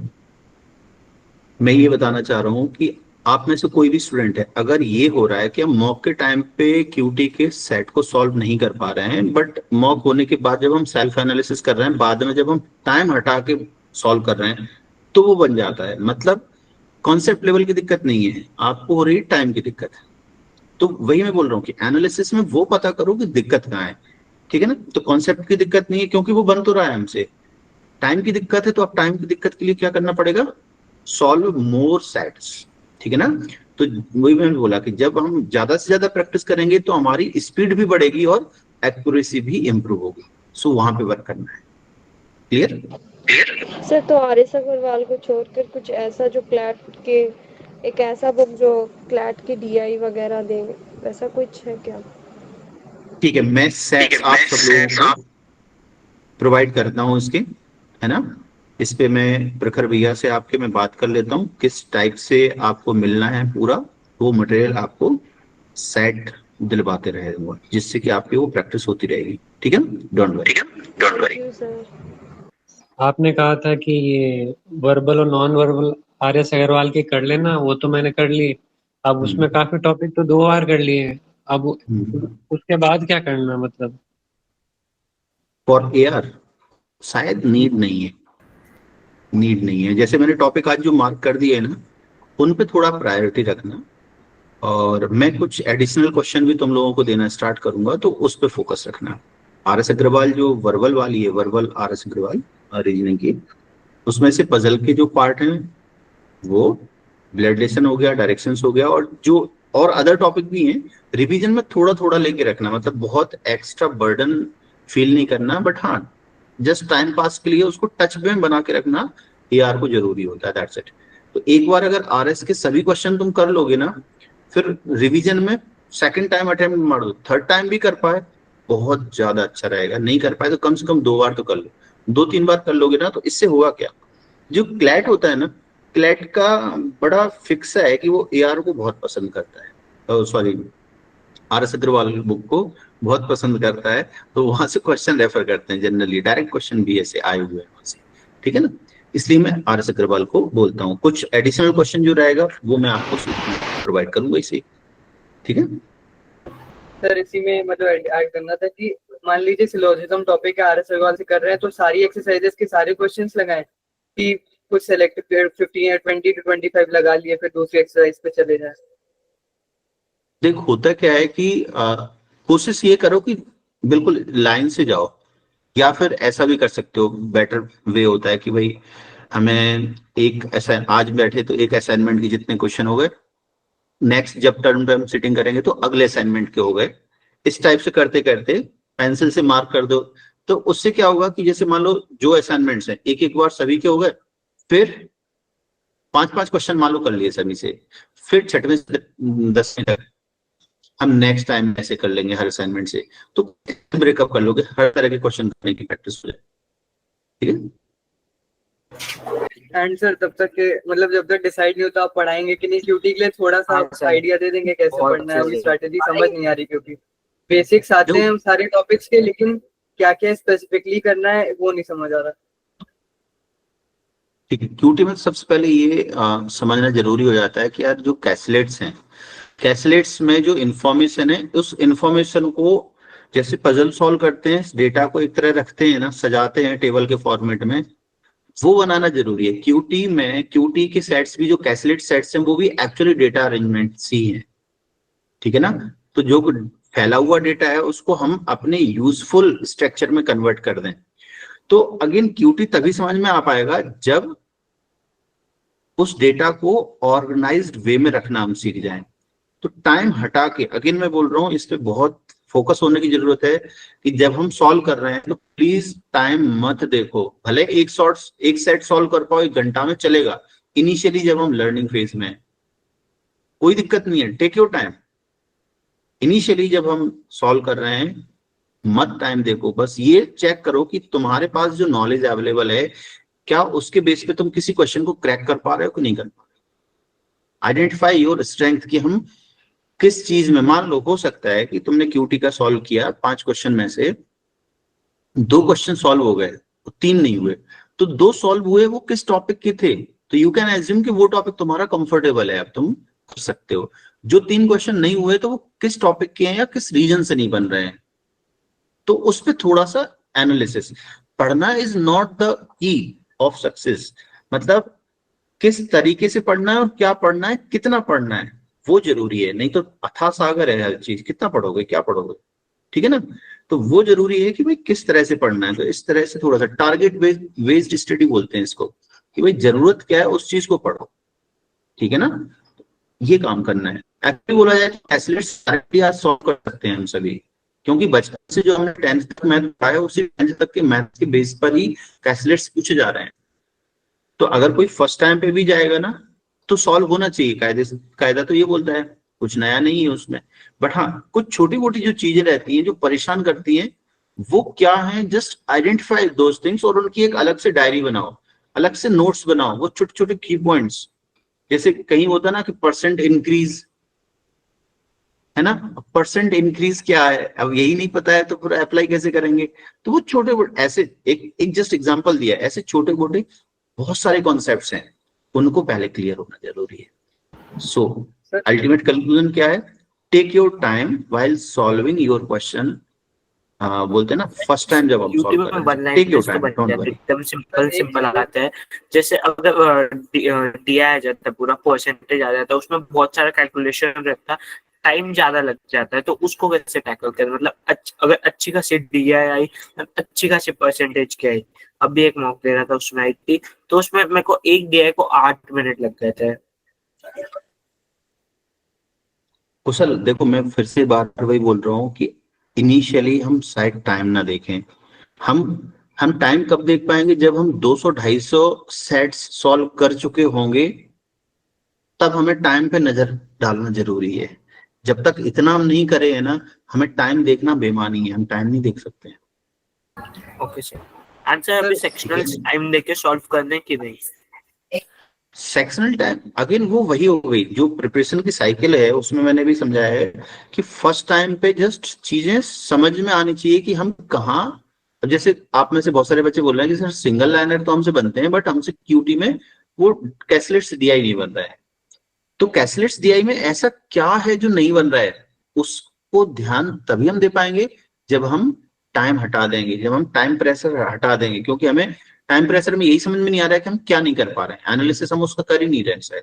तो एनालिसिस करो उस चीज का कि हम क्या उसमें नहीं कर पा रहे। जब हमें उसका इंडिविजुअल नॉलेज है, हमें परसेंट का नॉलेज है, हमें एवरेज का नॉलेज है, हमें बाकी के जो छोटे छोटे टॉपिक्स हैं उनका सबका नॉलेज पता है, तो हम क्यों नहीं इसका सॉल्व कर पा रहे हैं। सो आइडेंटिफाई दोज थिंग्स एंड उन पे वर्क करना है अपन को।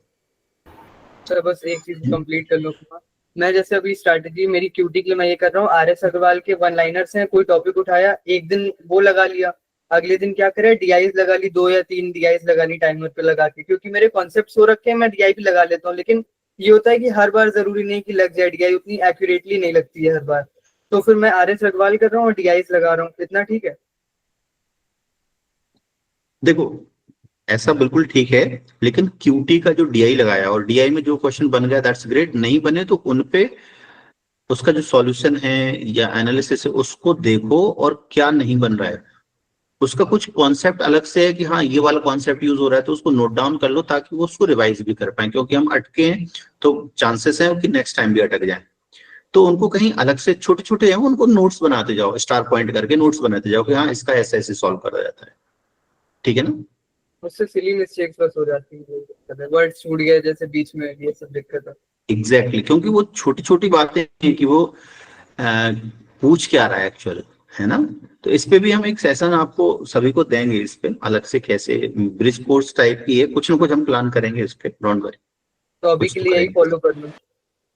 अभी के लिए फॉलो करो, एनालिसिस पे ज्यादा ध्यान दो कि कहाँ गलती हो रही है, उस पे वर्क करो, रादर कि हम बस रोज आए और उठाया और आधा घंटे में इतने सॉल्व किए, क्योंकि फिर हम इंप्रूव नहीं कर पाएंगे। प्रैक्टिस कर रहे हैं, दैट्स ग्रेट। इंप्रूवमेंट कब होता है, जब हमें पता चले कि ये गलती है, उस चीज को हम पढ़ें, उस चीज को इंप्रूव करें, तब एक्चुअल इंप्रूवमेंट नेक्स्ट मॉक में समझ में आएगा। नहीं तो हम पढ़ते जाएंगे करते जाएंगे, हम खड़े वहीं की वहीं रहेंगे। Okay sir, that's why analysis is important. Okay sir मैं hello sir. Good evening sir. हाँ बेटा, एक एक करके। सर मैं बोल लूं? हाँ बेटा, सिया।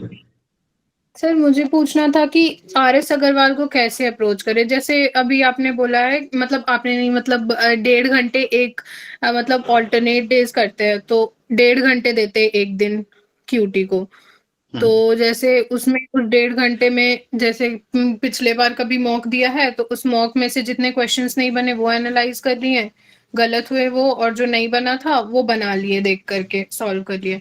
उसके अलावा जैसे आर.एस. अग्रवाल का एक चैप्टर जो भी स्टार्ट करा है, तो सर मैंने ना एग्जाम्पल से स्टार्ट करा है, क्योंकि मेरी मैथ्स थोड़ी ज्यादा ही वीक है, तो मैंने सोचा कि देख कर ही पहले कर लेती हूँ, उसके बाद फिर क्वेश्चंस पे जाऊंगी। तो एग्जाम्पल से जो स्टार्ट करा है वो सही है, और बाकी ऐसे आर.एस. अग्रवाल वाले बुक से सब कुछ सॉल्व कर देना है या सेलेक्टिव सॉल्विंग करनी है? देखो होता क्या है कि सिलेक्ट कौन से करना है वो तो तब पता चलेगा ना जब पूरे एक बार कर लोगे। तो ऐसे कैसे पता चलेगा कौन से करें कौन से, क्यों क्वेश्चन देख के तो ऐसे नहीं कर सकते ना, हाँ ये 3-4 लाइन का क्वेश्चन है तो इसको छोड़ देना या इसको कर लेना, ऐसे तो नहीं होता ना। तो बेटर है कि जो एग्जाम्पल्स हैं उनको कर लो और लाइन बाय लाइन करते चले जाओ। तो फेज 2 रहेंगे, एक तो हमें कैसलेट्स भी सॉल्व करने हैं। आरएस के पूरे क्वेश्चन करना जरूरी नहीं है, क्योंकि हम लोग सिंगल लाइनर एग्जाम को टारगेट नहीं कर रहे हैं, तो जो वैरायटी सिंगल लाइनर क्वेश्चन की बनती है वो आरएस में बहुत ज्यादा है, उसको पूरा करने की नीड नहीं है। कैसलेट्स में बहुत बेसिक सी चीजें ही यूज होती है ना। उसको मैं एक काम करूंगा, अगेन कुछ नोट्स तो मैंने बना दिए हैं और बहुत जल्दी ही इस पे कुछ ना कुछ तुम लोगों को डेटा मिलना चालू हो जाएगा, ठीक है। तो कैसलेट्स की जो प्रॉब्लम आ रही है तो वो कहीं ना कहीं करते हैं, इसको दूर करते हैं, डोंट वरी। सर और जैसे वर्ड प्रॉब्लम्स वगैरह रहते हैं लंबे लंबे, तो क्लैट में तो वैसे नहीं आते हैं। जैसे अगर मैं परसेंटेज का सॉल्व करने बैठी हूँ, तो उसमें बहुत लंबा सा एक वर्ड प्रॉब्लम आ गया है, तो उसको वही तो करना अवॉइड है? करना है। नहीं नहीं, वैसी प्रैक्टिस नहीं भी करो चले। हाँ, अगर अदर लॉ एंट्रेंस टेस्ट लिख रहे हो तो तुम्हें वैसे करनी पड़ेगी प्रैक्टिस, क्लैट के लिए नॉट नीडेड। हाँ सर। सर और एलिट के लिए मॉक्स कब से स्टार्ट करना है? देख मॉक तो स्टार्ट कर देना चाहिए, है ना। अच्छा, मॉक तो और स्टार्ट सर अभी। एलिट के लिए जो, हाँ, एलिट के लिए हाँ जो लॉजिकल रीजनिंग के क्वेश्चंस आते हैं, क्रिटिकल रीजनिंग के, तो वो सारे मतलब लास्ट ईयर के मॉक वाले पे जो मिलेंगे जितने भी, वो सारे से सॉल्व करना, प्रैक्टिस करना सही रहेगा, या सिर्फ पीवाईपीज लगाए, क्योंकि वो ज्यादा है नहीं पीवाईपीज? एलिट के तुम्हारे पास पीवाईक्यू अवेलेबल है नहीं, ऐसा क्या? सर है तो, लेकिन ज्यादा नहीं है, लाइक 3-4 साल के है, और उसके उसके बाद फिर नहीं है वैसा। चलो इसको एक काम करना, मैं पॉइंट नोट कर ले रहा हूँ, मेरे पास है अवेलेबल तो आप लोगों को शेयर कर दूंगा इस पे। ठीक है सर।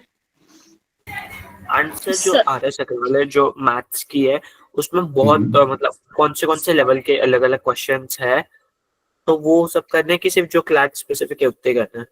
व्हाट देख होता क्या, आर.एस. अग्रवाल में अगर क्वांट की बात करूं तो उसमें 12th एग्जाम से लेके यूपीएससी तक हर किसी एग्जाम के हिसाब के क्वेश्चन उसमें डले हुए हैं, एसएससी भी, बैंकिंग, सब टाइप के क्वेश्चन डले हैं। एंड वो नीडेड नहीं है क्लैट के लिए। एक्चुअली मैं बताऊं, क्लैट में कैसलेट्स में बहुत छोटे छोटे बेसिक कॉन्सेप्ट यूज होते हैं, वो बेसिक कॉन्सेप्ट पे ध्यान देना है। तो मैं अगेन वही बोल रहा हूँ कि अलग अलग जो कैसलेट्स अपन प्रैक्टिस कर रहे हैं उनमें कैसे कैसे कॉन्सेप्ट यूज कर रहे हैं। एक बेसिक तो अपन ने कॉन्सेप्ट पढ़ लिया कि भाई परसेंट पढ़ रहे हैं, तो परसेंट का एक बेसिक तो अपन ने कवर कर लिया कि ये चीजें हैं।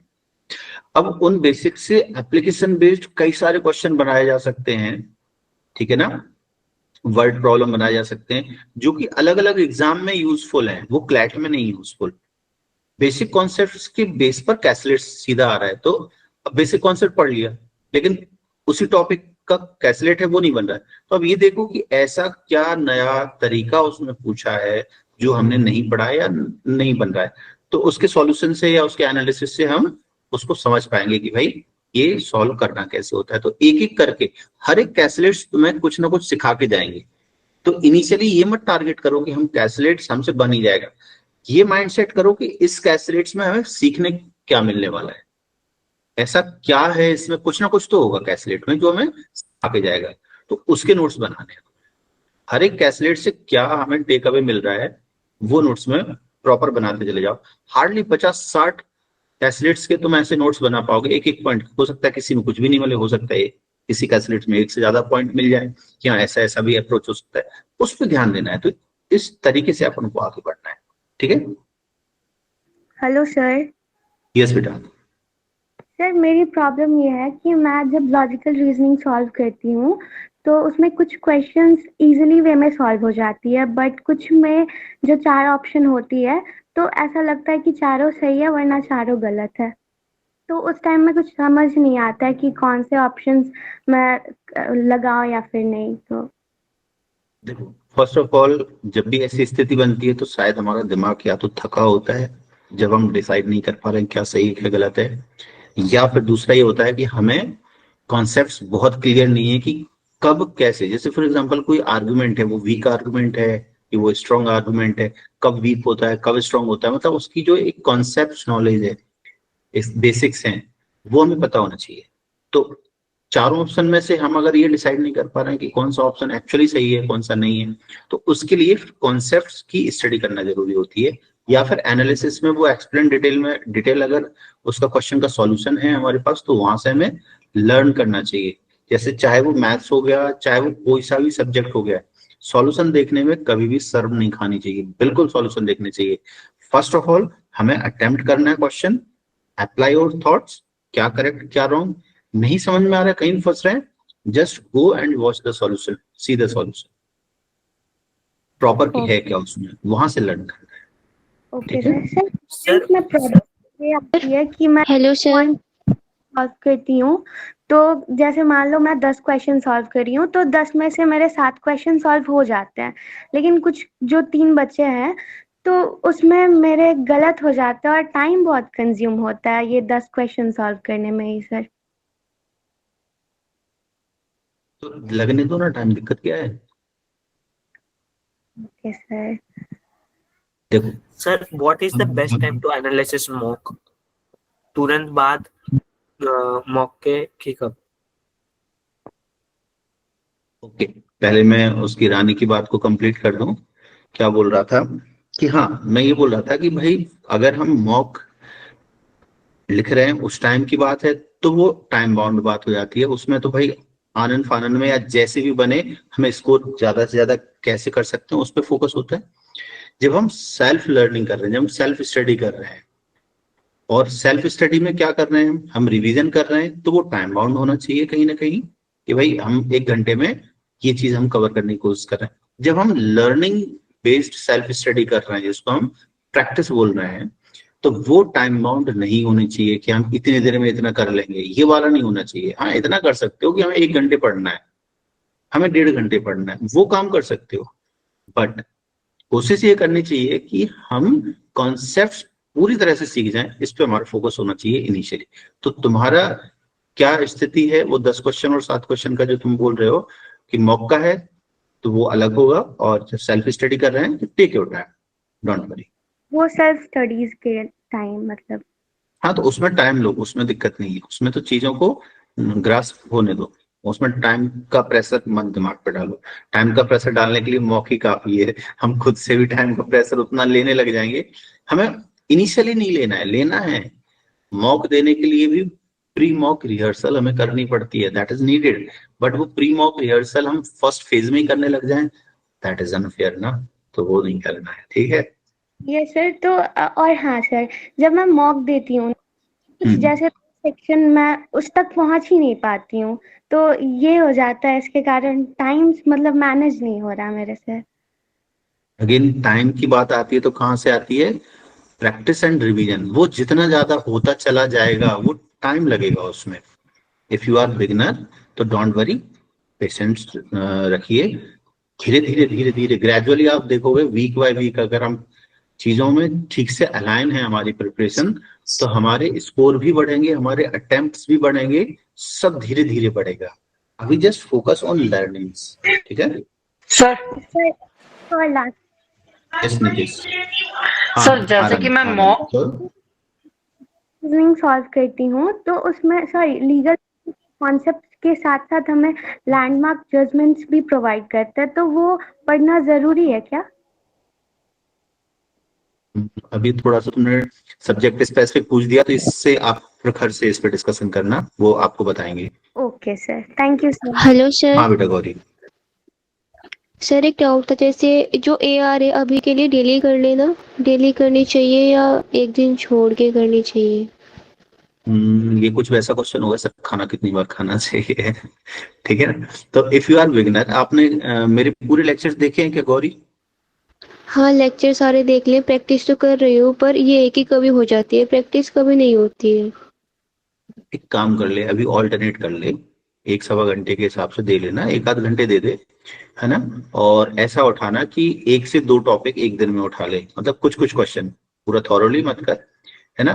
मेक श्योर कि हम रीस्टार्ट कर रहे हैं रिवीजन को, तो कोई पर्टिकुलर टॉपिक है जैसे सिलॉजिज्म है, तो क्या सिलॉजिज्म के सभी कॉन्सेप्ट बिल्कुल क्लियर है, इस पे ध्यान देना। अगर क्लियर है तो ठीक है, रैंडमली कोई से भी 4 से 10 क्वेश्चन कर लो एक बार में, फिर दूसरे टॉपिक के 4 से 10 क्वेश्चन कर लो, ऐसे एक दिन में 2 से 3 टॉपिक कवर कर सकते हो, अगर टॉपिक का बेसिक कॉन्सेप्ट क्लियर है तो, ठीक है ना, इस टाइप से। और अगर नहीं है तो 1 घंटे अगर हम पढ़ रहे हैं तो किसी एक ही टॉपिक का concept revision plus related question practice करना, उस फेज में रहना, ठीक है। सर एक डाउट था, हाँ गौरी बताइए। जैसे सर केसलेट कर ले और वन लाइनर क्वेश्चन अभी के लिए लगा ले, केसलेट और वन लाइनर क्वेश्चन, क्योंकि जो सर थे उन्होंने बोला था कि अभी वन लाइनर लगा लो और कैलकुलेशंस कर लो, जो हमारे मैथ्स के अभी सर हैं, तो केसलेट ना करें अभी। अभी देखो वन लाइनर पे इसलिए ध्यान देना जरूरी है कि वहां से कॉन्सेप्ट बिल्ड हो रहा है, वो नहीं होंगे जब तक, और इवन स्पीड अगर नहीं है, मतलब कैलकुलेशन होता क्या, देखो कैलकुलेट्स में है क्या, कॉन्सेप्ट्स इंडिविजुअल टॉपिक का प्लस बहुत सारी कैलकुलेशन। तो मैं देख पा रहा हूँ कि जो अनन्य भैया ने आपको सजेस्ट किया है कि स्पीड मैथ आपको करना है, दैट इज नीडेड, उसको करना रहेगा, ठीक है ना। दूसरी बात कि इंडिविजुअल टॉपिक की बेसिक लर्निंग वो करनी रहेगी, सो जो बात कर रहे हो वो करते रहो, एज इट इज रहेगा वो। और केसलेट लगानी है? कैलकुलेट्स जो इंडिविजुअल टॉपिक के है ना बेसिक, वहां से स्टार्ट कर दो, वहां से लगाना स्टार्ट करो। अगेन उसमें ये पता करो कि हमने टॉपिक पढ़ लिया है तो क्या हमसे नहीं बन पा रहा है कैलकुलेट में, उस पे मतलब उल्टा सोचो, ये टारगेट मत रखो कैलकुलेट में कि क्या बन रहा है, इस पे ध्यान रखो कि क्या नहीं बन रहा है कैलकुलेट में, उसको फिर दोबारा से आओ और उसके कॉन्सेप्ट बिल्ड करो। जैसे मान लो परसेंट से रिलेटेड कुछ कैलकुलेट सॉल्व कर रहे थे, ठीक है ना, अब कैलकुलेट में क्या नहीं बना परसेंट से रिलेटेड, दोबारा से आओ उस चीज को परसेंट के कॉन्सेप्ट में लर्न करो, वहां से इंप्रूवमेंट मिलेगा, ठीक है। पर सर एक स्पेसिफिक टॉपिक के वो नहीं मिल रहे हैं केसलेट, मतलब मॉक होता है जो प्रीवियस ईयर के मॉक के, उसमें से सेक्शनल बना के देते हैं, टू केसलेट आते हैं, वो करते हैं, स्पेसिफिक टॉपिक के नहीं मिल हमारे पास क्या है, देखो हमने टॉपिक तो पढ़ रखे हैं ना, तो उसमें जो जो टॉपिक इन्वॉल्व है कैसलेट में, ठीक है ना, तो उनसे रिलेटेड अगेन सेम क्वेश्चन है कि क्या नहीं बन रहा है, उस पर फोकस करो, उसके एनालिसिस, उसके सॉल्यूशन को देख के कि ऐसा क्या है जो नहीं बन रहा था, उसको लर्न करके फिर आगे बढ़ो, ठीक है। Okay sir. Hello sir. Yes Om. Sir मैं ये बोल रहा था कि डीआई और वो क्वेश्चन तो सोल्व हो जाते हैं लेकिन कैलकुलेशन में प्रॉब्लम होती है। कैलकुलेशन में क्या प्रॉब्लम है? स्पीड नहीं आ रही है, समझ ही नहीं आ रहा है कैलकुलेट कैसे करें प्लस नहीं, माइनस? कई बार जैसे सोल्व हो जाता है लेकिन कई बार जैसे कुछ डिजिट थोड़ी अलग आ जाती है तो उसमें प्रॉब्लम होते हैं। मतलब ये क्या बात हो गई आपको? स्पीड की प्रॉब्लम है मतलब। देख सीधी सी बात है यार कि बोर्ड मास का प्रॉब्लम आ रहा है कि वो नहीं बन रहा है, ऐसा बोल रहे हो?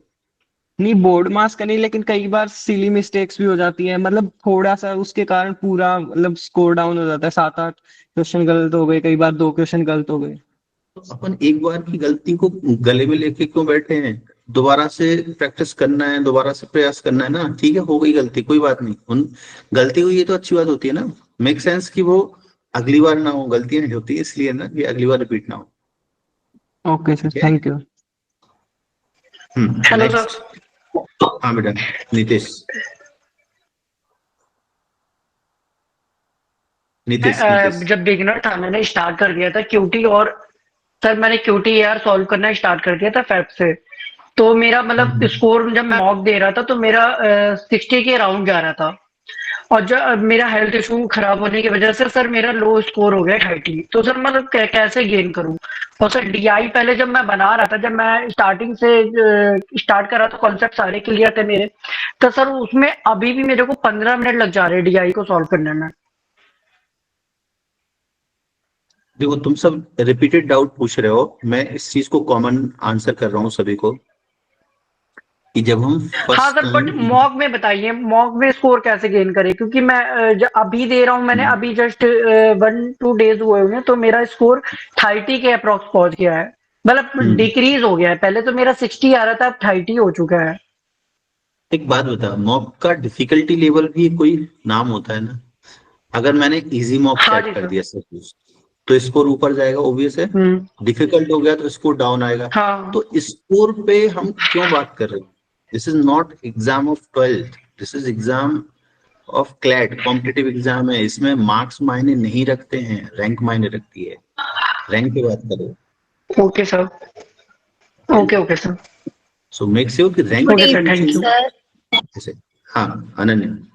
सर वो लोग क्या करें जिन्होंने अभी रिसेंटली ज्वाइन किया, 10-15 डेज के अराउंड? ठीक है, देख सिंपल है कि सबसे पहले तो जो सब्जेक्ट स्पेसिफिक बोलूं मैं अपनी, यस सर। तो जो रिकॉर्डेड वीडियोस हैं एक बार उनको गो थ्रू करो। वो अवेलेबल है तुम्हारे पास पोर्टल पे? Yes sir. ठीक है ना। उनको प्लान आउट करके शायद 1-8 महीने लग जाएगा आपको करने में, या इवन उससे कम या ज्यादा लग जाएगा। प्लान करना उनको, वो कवर हो जाएगा। ठीक है ना।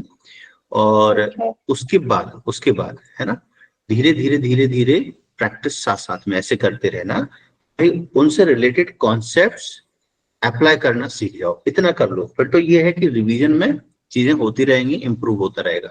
तो फर्स्ट ऑफ ऑल क्लासेस देख लो पूरी, एंड रिलेटेड कुछ कुछ क्वेश्चन कर लो, 15-15, 20-20 क्वेश्चन अगर हो पा रहे हैं, दैट्स ग्रेट। इतनी ही शायद जरूरत होगी। हाँ, सिलोजिज्म वगैरह है, कम टाइम में सॉल्व हो जाता है, तो इसके 25-50-100 क्वेश्चन कर लो, बेटर होगा ऐसा।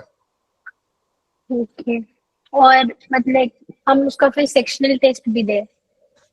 एग्जैक्टली वो तो देखो एक प्रोसेस है कि हमने लर्न किया, मॉक मतलब वो टेस्ट देना ही है ना। वो फेज है कि हमने जो लर्न किया उसको हम कर पा रहे कि नहीं कर पा रहे, इस टाइप से।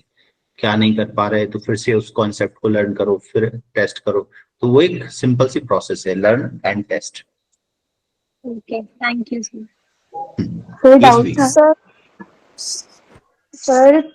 मेरा सीयूटी का एग्जाम है, ठीक है, और सर मॉक भी दिया है, पढ़ा भी है, रिवीजन भी किया है, बट ऐसा फील हो रहा है कि हाँ कुछ आता ही नहीं है अभी। ये प्रिपरेशन फेजेस हैं, उसमें मतलब कई बार ऐसा फील होता है, सो डोंट वरी। एंड मतलब अपनी प्रैक्टिस, अपना लर्निंग्स को कंटिन्यू रखना चाहिए। कई बार ऐसा फील होता है कि पता नहीं, समझ नहीं आ रहा कि क्या चल रहा है, कई बार बहुत लो फील होता है। तो ये प्रिपरेशन में ये सब होता रहता है, डोंट वरी। कई बार ऐसा लगता है कि यार हम ही हम हैं, हमारे सामने तो कोई टिकेगा नहीं। तो ये सब चीजें होती हैं और सबके साथ होती हैं, सो इसमें घबराना नहीं है। बहुत ज्यादा अति उत्साही नहीं होना है, बहुत ज्यादा डिमोटिवेट भी नहीं होना है। थोड़ा सा बैलेंस बना के रखना है, ठीक है।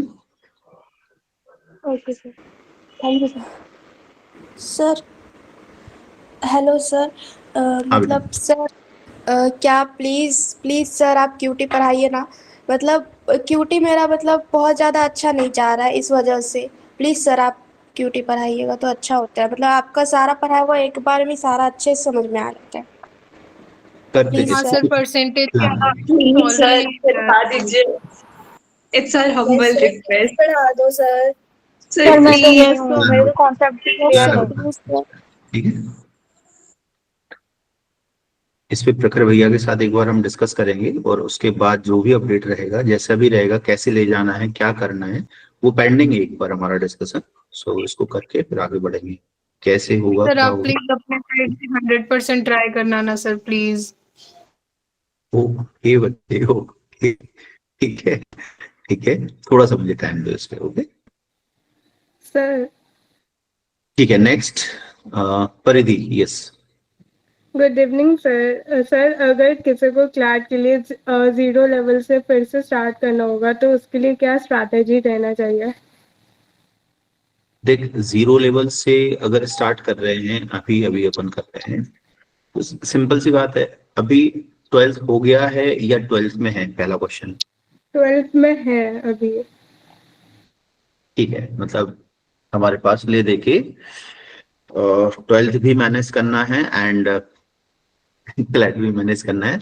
Not a big deal, but हाँ एक्चुअली बिग डील है, ठीक है। अगेन वही है कि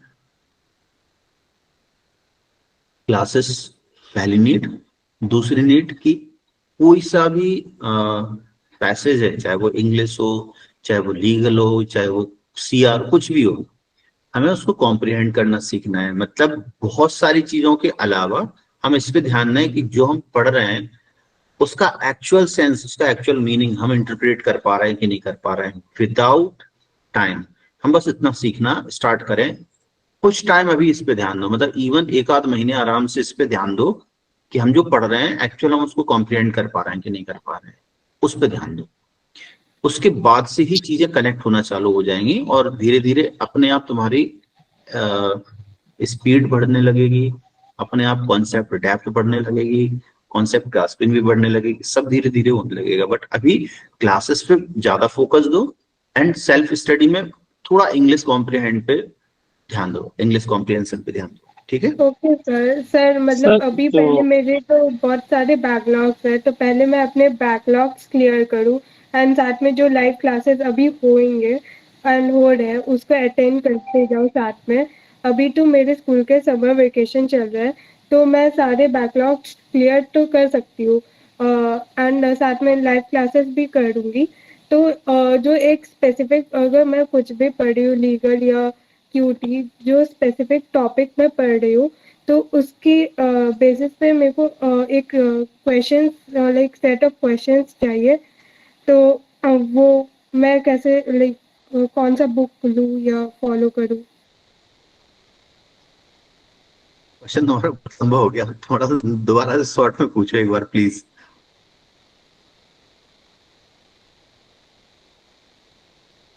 सर मैंने बोला कि मेरे तो अभी बैकलॉग्स बहुत सारे हैं, तो मैं अभी मेरे समर वेकेशन चल रहे हैं तो मैं समर वेकेशन में सारे बैकलॉग्स क्लियर कर लूँगी एंड साथ में लाइव क्लासेस। बैकलॉग को लेकर पहले बात कर ले रहे हैं। बैकलॉग का सिंपल सा है, अभी वो बोलते हैं ना कि कई लोग किसी काम के पीछे, तुमने एक कहावत सुनी होगी कि हाथ पैर धो के पड़ जाते हैं, तो तुम हाथ पैर धो के मत पढ़ो, तुम बिल्कुल नहा धो के पीछे पढ़ो अभी, क्योंकि टाइम है, छुट्टियों का बिल्कुल फायदा उठाओ। समझ में आई बात? तो बिल्कुल ऐसे लगो कि दिन रात एक कर दो और बैकलॉग खत्म कर दो। क्यों? अच्छा, बैकलॉग खत्म करने के चक्कर में लाइव क्लासेस कॉम्प्रोमाइज मत कर देना, नहीं तो पता चला कि बैकलॉग खत्म कर रहे हैं और जो ताजा ताजा उसको भी नहीं नहीं बैकलॉग सर, बढ़ा लाइव क्लासेस दें। अटेंड कर रही हूँ। ठीक है ना? हाँ, तो उसको मेजर पार्ट अभी बैकलॉग पे, और लाइव की जो रिक्वायरमेंट है कि लाइव में इतना तो हमारा कवर होना चाहिए, जैसे भैया जितना भी तुम्हें टारगेट दे रहे हैं वो टारगेट तुम्हारा हो जाना चाहिए, बाकी का जितना है पूरा बैकलॉग खत्म करने में लगा ऐसा, ठीक है। सो वो कर लो। उसके बाद फिर क्या है, तीसरी बात, रिवीजन पे आ जाना। अभी तो बैकलॉग पे एक एक टॉपिक करके खत्म कर दो, फिर आराम से आधा 2-3 वीक या 4 वीक के बाद रिवीजन पे आ जाना, तो वो मेंटेन बना रहेगा, इससे कोई दिक्कत नहीं हुई फिर। ठीक है सर। सर मतलब जैसे मैं एक लीगल का टॉपिक कंप्लीट की तो उसका क्वेश्चंस मैं साथ में प्रैक्टिस करते चलूँ डेली। हाँ, सिंपल सा देख, टारगेट ये है कि वो कॉन्सेप्ट कैसे दिमाग में रह जाए।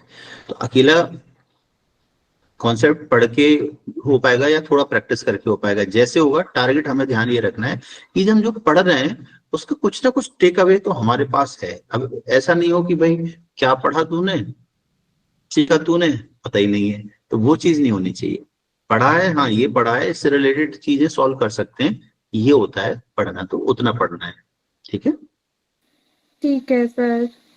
एंड सर फिर एक पर्टिकुलर जैसे लीगल का या कॉन्स का एक पर्टिकुलर टॉपिक जैसे पढ़ा तो उसकी बेसिस पे मेरे को लाइक अगर क्वेश्चंस पूरे सॉल्व करने हैं तो कॉन्स के लिए मैं RS अग्रवाल फॉलो करूँगी लाइक। एंड फिर लीगल के लिए क्या कर सकती हूँ अगर मेरे को लीगल का स्पेसिफिक कोई टॉपिक जैसे कि टॉर्ट्स का सॉल्व करना है तो? लीगल के लिए प्रखर भैया बता पाएगा, है ना। मतलब इस पे मैं सजेशन नहीं दे पाऊंगा, तो प्रखर भैया से इस पे एक बार बात कर लेना। ठीक है, ठीक है सर। सर कॉन्स के लिए तो फिर बस मैं RS अग्रवाल में डिपेंडेंट रहूँ या कोई और? RS बहुत अच्छी बुक है, अपने आप में बहुत चीजें कवर कर देती है ना। सो सफिशिएंट है, उसके अलावा भटकने की जरूरत नहीं पड़ेगी। ठीक है सर। सर एक RS Agarwal verbal and non verbal वाली आती है, वो वाली बुक लेनी है। देखो, RS अग्रवाल 3 तरह से आती है। एक तो आती है अकेली नॉन वर्बल, एक आती है अकेली वर्बल, और एक आती है वर्बल एंड नॉन वर्बल दोनों। तो क्लैट के लिए verbal reasoning by RS Agarwal, सिर्फ वर्बल वाला पार्ट जरूरी होता है। और क्वांट के लिए? क्वांट की तो एक ही है, उसको ले लिया। Quantitative aptitude by RS Agarwal इस नाम से होती है। Good evening sir. Good evening good. हाँ सर, मैं एसएससी की तैयारी कर रहा हूँ, तो मुझे ये जानना है बस कि मैथ्स और रीजनिंग के लिए मैं कैसे स्ट्रेटेजी बनाऊं कि मेरा उस टाइम तक, मतलब 25 क्वेश्चन उस टाइम तक बन जाए। और सर थोड़ा सा बनाने में भी थोड़ा टाइम लग रहा है, अभी डिले लग रहा है, और कुछ कुछ क्वेश्चन है कि सर बनता नहीं है, थोड़ा लंबा हो जाता है। तो SSC प्लस क्लैट दोनों कर रहे हो? नो सर, हम सिर्फ एसएससी कर रहे हैं। ओके, क्वेश्चन दोबारा पूछिए एक बार। सर मैं बोल रहा था कि मैथ्स और रीजनिंग का है, जैसे कि मैं बनाने बैठता हूँ तो बनता है, बट टाइम लग रहा है बहुत उसमें, और कुछ कुछ क्वेश्चंस होते हैं कि बनता है और नहीं भी बनता है। उसके लिए मैं सोच रहा हूँ कि आगे क्या स्ट्रेटेजी रखूं। एक सिंपल सी बात है कि टाइम लग रहा है, तो टाइम का सॉल्यूशन तो सिर्फ प्रैक्टिस होती है। ठीक है ना, प्रैक्टिस बढ़ाते जाओ। अब दूसरी बात कि कुछ बन रहा है कुछ नहीं बन रहा है, तो वहां पे कॉन्सेप्ट की प्रॉब्लम होती है कि जो नहीं बन रहा है तो क्या ऐसा है उसमें जो नहीं बन रहा है, उसको ध्यान से समझ लो, उसका सॉल्यूशन देख लो। ठीक है ना, सो दैट उससे रिलेटेड या उस टाइप के क्वेश्चन दोबारा से जब आएंगे तो तुमसे बन पाएंगे। ठीक है ना। सर मैं बोल रही थी कि अभी 0 लेवल से अगर मैं अभी स्टार्ट कर रही हूँ तो मैं पहले बैकलॉग्स क्लियर करने में, तो पहले मैं QT की करूँ या लीगल की, मतलब स्टार्टिंग से लाइक क्या मैं बैकलॉग्स कौन से सब्जेक्ट्स की क्लियर करूँ?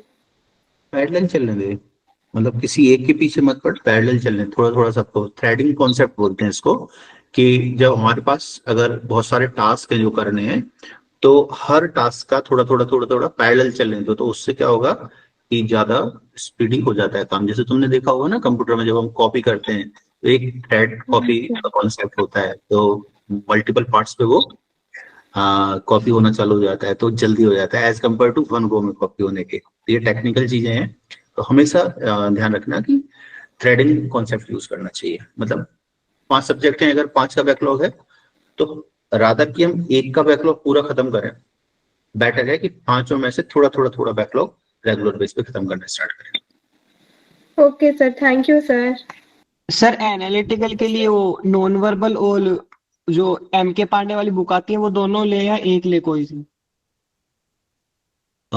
MK पांडे भी ले सकते हो, बट RS अग्रवाल में सब टॉपिक मिल जाएगा। RS अग्रवाल में सब मिल जाएगा, MK पांडे में कुछ टॉपिक्स हैं जो नहीं है। RS अग्रवाल वाली लेते हैं ना? RS ले बेटर है। Okay sir. आपके ग्रुप पे किसी बच्चे ने शेयर भी की थी आरएस की पीडीएफ, है ना? जिसने शेयर की थी अगर सुन रहा है तो दोबारा से शेयर कर देना उसको, सो दैट इन बच्चों को भी मिल जाएगी। उसको डाउनलोड कर लेना, वहां से भी आप एक्सेस कर सकते हो सॉफ्ट कॉपी। ठीक है, नेक्स्ट।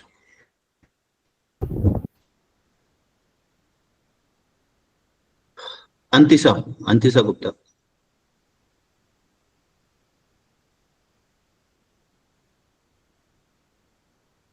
हर्षिता,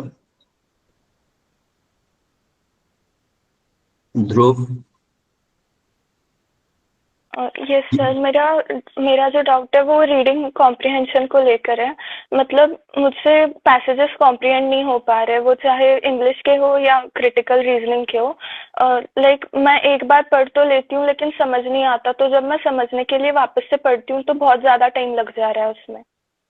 देखो ध्रुवा, अगेन ये वही वाली बात हो गई। फर्स्ट टाइम पे please don't watch the time, लगने दो। बट जैसे होता है ना कि इंग्लिश रीड करना आता है, हाँ आता है। इंग्लिश इंटरप्रेट करना आता है, हाँ। कई बार कुछ सेंटेंस नहीं भी बनते हैं, वही चीज सीखनी है। अब उसी में हम टाइम भी साथ में लगा देंगे, तो फर्स्ट टाइम में हमने अगर टाइम लगाया ना, तो हमारा दिमाग एक्चुअली वो लर्न नहीं करता है जो हमें करनी चाहिए लर्निंग्स। ठीक है ना? सो फर्स्ट टाइम में डोंट केयर अबाउट टाइम, करने दो चीजों को। ठीक है, जस्ट सीखो, कॉम्प्रिहेंड करना सीखो कि भाई सामने जो इंग्लिश लिखी हुई है वो हम एक्चुअल उसको समझ पा रहे हैं कि क्या लिखी हुई है, उसका मतलब समझ पा रहे हैं, तभी तो उससे रिलेटेड क्वेश्चन कर पाएंगे ना। तो लगने दो टाइम, फर्स्ट टाइम में मत देखो ध्रुवा। ठीक है? मतलब सर उसमें मैं एक लाइन पढ़ती हूँ, लाइक पूरा पैसेज पढ़ती हूँ पहले, तो मुझे एक एक लाइन के पास जाके से देखना पड़ता है कि उस लाइन में क्या लिखा है। तो मतलब बहुत ही दिक्कत हो रही है मुझे। पहले लाइक ऐसा नहीं था, जब से मैंने ऐसे क्लैट का प्रिपरेशन शुरू किया है तब से ऐसे लग रहा है कि नहीं बहुत टफ पैसेजेस होते हैं। मैंने एक मॉक भी दिया था, फिर उसमें मेरा कॉन्फिडेंस इतना लो हो गया कि मैं अब बस सेक्शनल्स दे रही हूँ, मॉक देने का कॉन्फिडेंस ही नहीं आ रहा है उसमें। हाँ, एक सबके साथ ये दिक्कत होती है कि एक आध मॉक बिगड़ा तो अपन पता चला एक दो दिन सब बोरिया बिस्तर उठा के और पता नहीं किस दुनिया में चले जाते हैं। उसके बाद कोई उठाता है कि नहीं जग जाओ, अपन बिल्कुल इसी दुनिया के प्राणी हैं। तो प्लीज ऐसा मत करो। मॉक बिगड़ जाते हैं, कई बार डिफिकल्ट होते हैं, कई बार इजी होते हैं, तो बहुत ज्यादा ओवर कॉन्फिडेंट नहीं होना है ना। तो ये सब प्रिपरेशन के फेजेस हैं, इस पे बहुत ज्यादा परेशान मत हो। ठीक है ना ध्रुवा, समझ आ रहे हो? सर हाँ सर, मतलब मैं अब रीडिंग कॉम्प्रिहेंशन इम्प्रूव करने के लिए क्या करूँ मतलब?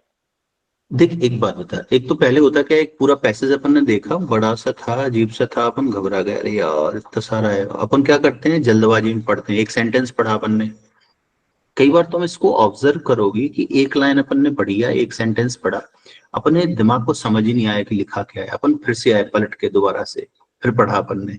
कई बार ऐसा होता ना, हम इतनी स्पीड में पढ़ते हैं चीजें कि अपना दिमाग इंटरप्रेट ही नहीं कर पाता उस टेक्स्ट को। सो मेक श्योर कि हम थोड़ा स्पीड को मैनेज करें, उतना तेजी रखें कि जितना हमारा ब्रेन हमें इंफॉर्मेशन इंटरप्रेट करके दे दे। क्या ऐसा होता है कि हम बहुत तेजी से पढ़ लें, फिर एक ही सेंटेंस को पता चला 2 बार पढ़ रहे हैं, कई बार हम 3 बार पढ़ रहे हैं। ऐसे में फिर वो कॉन्फिडेंस लूज कर जाता है। सो थोड़ा सा स्पीड स्लो रखो, है ना, और इंफॉर्मेशन को दिमाग में इंटरप्रेट होने दो। एक एक लाइन आराम से करो चीजों को। मॉक में भी हो तो एकदम ऐसा नहीं है कि मॉक में टाइम चल रहा है तो हम बिल्कुल धड़ धड़ धड़ धड़ पढ़े ही जा रहे हैं। ऐसे में तो दिक्कत हो जाएगी। अगर हमारा ब्रेन नहीं इंटरप्रेट कर पा रहा है तो तुम कितनी भी स्पीड पढ़ लो, कितने भी पैसेज पढ़ लो, नहीं बना पाओगे ना। फिर थोड़ा स्पीड मेंटेन करके चलो जिससे कि इंफॉर्मेशन इंटरप्रेट हो पाए। सर लाइक एक दिन में जो किया मैंने, सेक्शनल दे दी, रिवाइज भी कर लिया, सब कुछ कर लिया है, पर रोज मैं वही चीज कर रही हूँ। उठे किया पर लग नहीं रहा प्रोडक्टिविटी हो रही है। मतलब जैसे आपने अभी बताया था, मतलब कुछ देर पहले ही जब शुरू हुई थी क्लास, किस तरीके से पढ़ना है और क्या पढ़ना है, तो वो एक बार क्लियर कर दीजिए। मीन्स प्रोडक्टिविटी नहीं आ रही है, मतलब कि कर तो रहे हैं, सब कुछ कर रहे हैं, जो करना है वो कर रहे हैं, पर वो प्रोडक्टिविटी नहीं आ रही है अच्छी तरह। एक तो है क्या, एक्चुअल ये पूरा थ्योरेटिकल और पैसेज बेस्ड एग्जाम है, तो इसमें इम्प्रूवमेंट कई बार एक साथ देखेगा। जैसे अगर इंफॉर्मेशन कॉम्प्रिहेंड करना आ गई है तो वो लीगल में भी रिफ्लेक्ट होगी, वो सीआर में भी रिफ्लेक्ट होगी, वो इंग्लिश में भी रिफ्लेक्ट होगी, तो एकदम से जंप तुम्हें फील होगा। तो first of all work on roots की कॉम्प्रिहेंड कैसे करना है, सबसे बड़ी दिक्कत यही पे होती है। कॉम्प्रिहेंड कैसे करना, चाहे वो फिर क्यूटी हो, कि कॉम्प्रिहेंड कैसे करना है इन्फॉर्मेशन को, कैसलेट्स को प्रॉपर टेबल फॉर्मेट में कैसे बनाना है जिससे कि हम क्वेश्चन के आंसर कर पाए। तो वो उस इन्फॉर्मेशन पे फर्स्ट फेज में बहुत काम करने की जरूरत होती है, रादर कि हम मॉक में स्कोर कैसे आए इस पे ज्यादा ध्यान दें। ज्यादा ध्यान अभी इस पे रखो कि हम लर्निंग कैसे करें, अभी ज्यादा शायद इस पे ज्यादा ध्यान देने की जरूरत है। सर लर्निंग तो कर रहे हैं, लाइक न्यूज़पेपर वगैरह सब कुछ रीड करते हैं, समझ भी आ ही जाता है, और सेक्शनल भी दे रहे हैं, उसमें भी ठीक नंबर आ रहे हैं, पर कुछ सही नहीं लग रहा है, कि कुछ लग रहा है कुछ रह रहा है। तो देख, अब पर्टिकुलर सब्जेक्ट में उसके भी पर्टिकुलर क्वेश्चन में कहाँ है जो नहीं बन रहा है या गलत हो रहा है, उस चीज को एनालाइज करो और उस पे फिर फोकस होके वर्क करो कि पर्टिकुलर गलती इस टाइप की हो रही है, उसको इम्प्रूव करो, तो इम्प्रूवमेंट समझ में आएगा। अगर हम सिर्फ पढ़ रहे हैं, मॉक दे रहे हैं, फिर पढ़ रहे हैं, फिर मॉक दे रहे हैं, इससे इम्प्रूवमेंट एक्चुअल नहीं होगा। क्योंकि होगा क्या, रिपीटेटिवली हम वही करेक्ट करेंगे जो हमारे पहले करेक्ट हुए, हम सेम मिस्टेक कर रहे होंगे शायद जो हमने पहले भी करी है, चाहे वो कॉन्सेप्चुअल मिस्टेक हो, चाहे वो सिली मिस्टेक्स हो, है ना। तो मॉक के बेस पर हमें मिस्टेक्स किस टाइप की है उन पे काम करना बनता है, उन पे इस टाइप से हमें आगे, समझ रहे ना बात कि करना कैसे है। यस सर, मॉक्स की मिस्टेक तो लिख लेते हैं सब अभी कुछ। अभी मॉक पे वर्क कर रहे हो, मॉक के एनालिसिस पे, यस उसके सर, अकॉर्डिंग यस सर। थोड़ा सा उसको इम्प्रूव वर्क करो, सेल्फ एनालिसिस को, मॉक एनालिसिस को, है ना। Okay sir. ठीक है, नेक्स्ट। Hello sir. हाँ बेटा। सर आपकी जो क्लासेस होती है वो पेड क्लासेस है ना? ऐसा क्वेश्चन क्यों पूछ रहे हैं आप? सर पेड क्लासेस है आपकी यूट्यूब पर? यूट्यूब पे भी, हाँ, जैसे अलग अलग प्लेटफॉर्म पे पड़ी हुई है मेरी, लीगल एज पे भी पड़ी होंगी, सुपर ग्रेड्स पे भी पड़ी होंगी, एलपीटी लॉ प्रेप पे भी पड़ी होंगी, बट वो कंप्लीट नहीं है। कुछ कुछ टॉपिक यूट्यूब पे, देखो कोई भी एकेडमी, कोई भी कोचिंग कंप्लीट यूट्यूब पे नहीं देती है, ये तो सबको पता है ना। Yes sir. सर ये क्वांट के लिए कौन सी बुक मतलब रिंग पड़ी जा रही सवाल के लिए? Initially R S Agarwal, quantitative aptitude by R S Agarwal. Okay sir. Sir हाँ बेटा। सर एआर में मेरा मतलब ये हो जाता है ना कि मॉक में एआर में जो होता है वो बहुत ज़्यादा टाइम टेकिंग कर लेता है, क्योंकि उसका क्वेश्चन थोड़ा मतलब कंफ्यूजिंग हो जाता है मेरे लिए। तो उसको मतलब कब सॉल्व करना चाहिए, लाइक सबसे पहले या सबसे लास्ट में? देखो, it depends on topic. Suppose blood relation है या डायरेक्शंस है, तो ये ऐसा है कि अटेम्प्ट करोगे और सॉल्व हो जाएगा 99%। सीरीज है या कोडिंग है, चांसेस है कि इसमें अटक जाओ, तो try to solve such type of topics like series और कोडिंग, इनको बाद में देख सकते हो, है ना, टाइम बचने के बेस पर। लेकिन अदर टॉपिक हैं उनको 100%, जैसे स्लॉजेस में 100% इनिशियली सॉल्व करना है। Directions, coding, sorry directions, blood relation या अदर टाइप, है ना, उनको इनिशियली करना होता है ऐसा। और सर क्यूटी कब सॉल्व करना चाहिए, मतलब फर्स्ट में या लास्ट में? फर्स्ट पे तो नहीं, लास्ट पे भी नहीं, सेकंड थर्ड फोर्थ में कहीं भी। Okay sir, thank you. First पे इसलिए नहीं क्योंकि थोड़ा सा कोई थ्योरी बेस्ड उठा लो तो उससे हमारा रिदम बन जाता है, पिकअप मिल जाता है, दिमाग सेट हो जाता है। लास्ट में इसलिए नहीं क्योंकि थक जाता है दिमाग, फिर क्यूटी करने के लायक नहीं बचता। Yes sir. नेक्स्ट।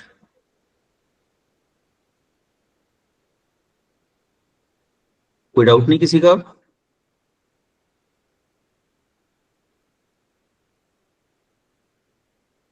ठीक है सर। सर मेरा एक डाउट है कि मेरे पास एम के पांडे का एनालिटिकल रीजनिंग का बुक है, बट मुझे समझ में नहीं आता कि उसको सॉल्व कैसे करना है।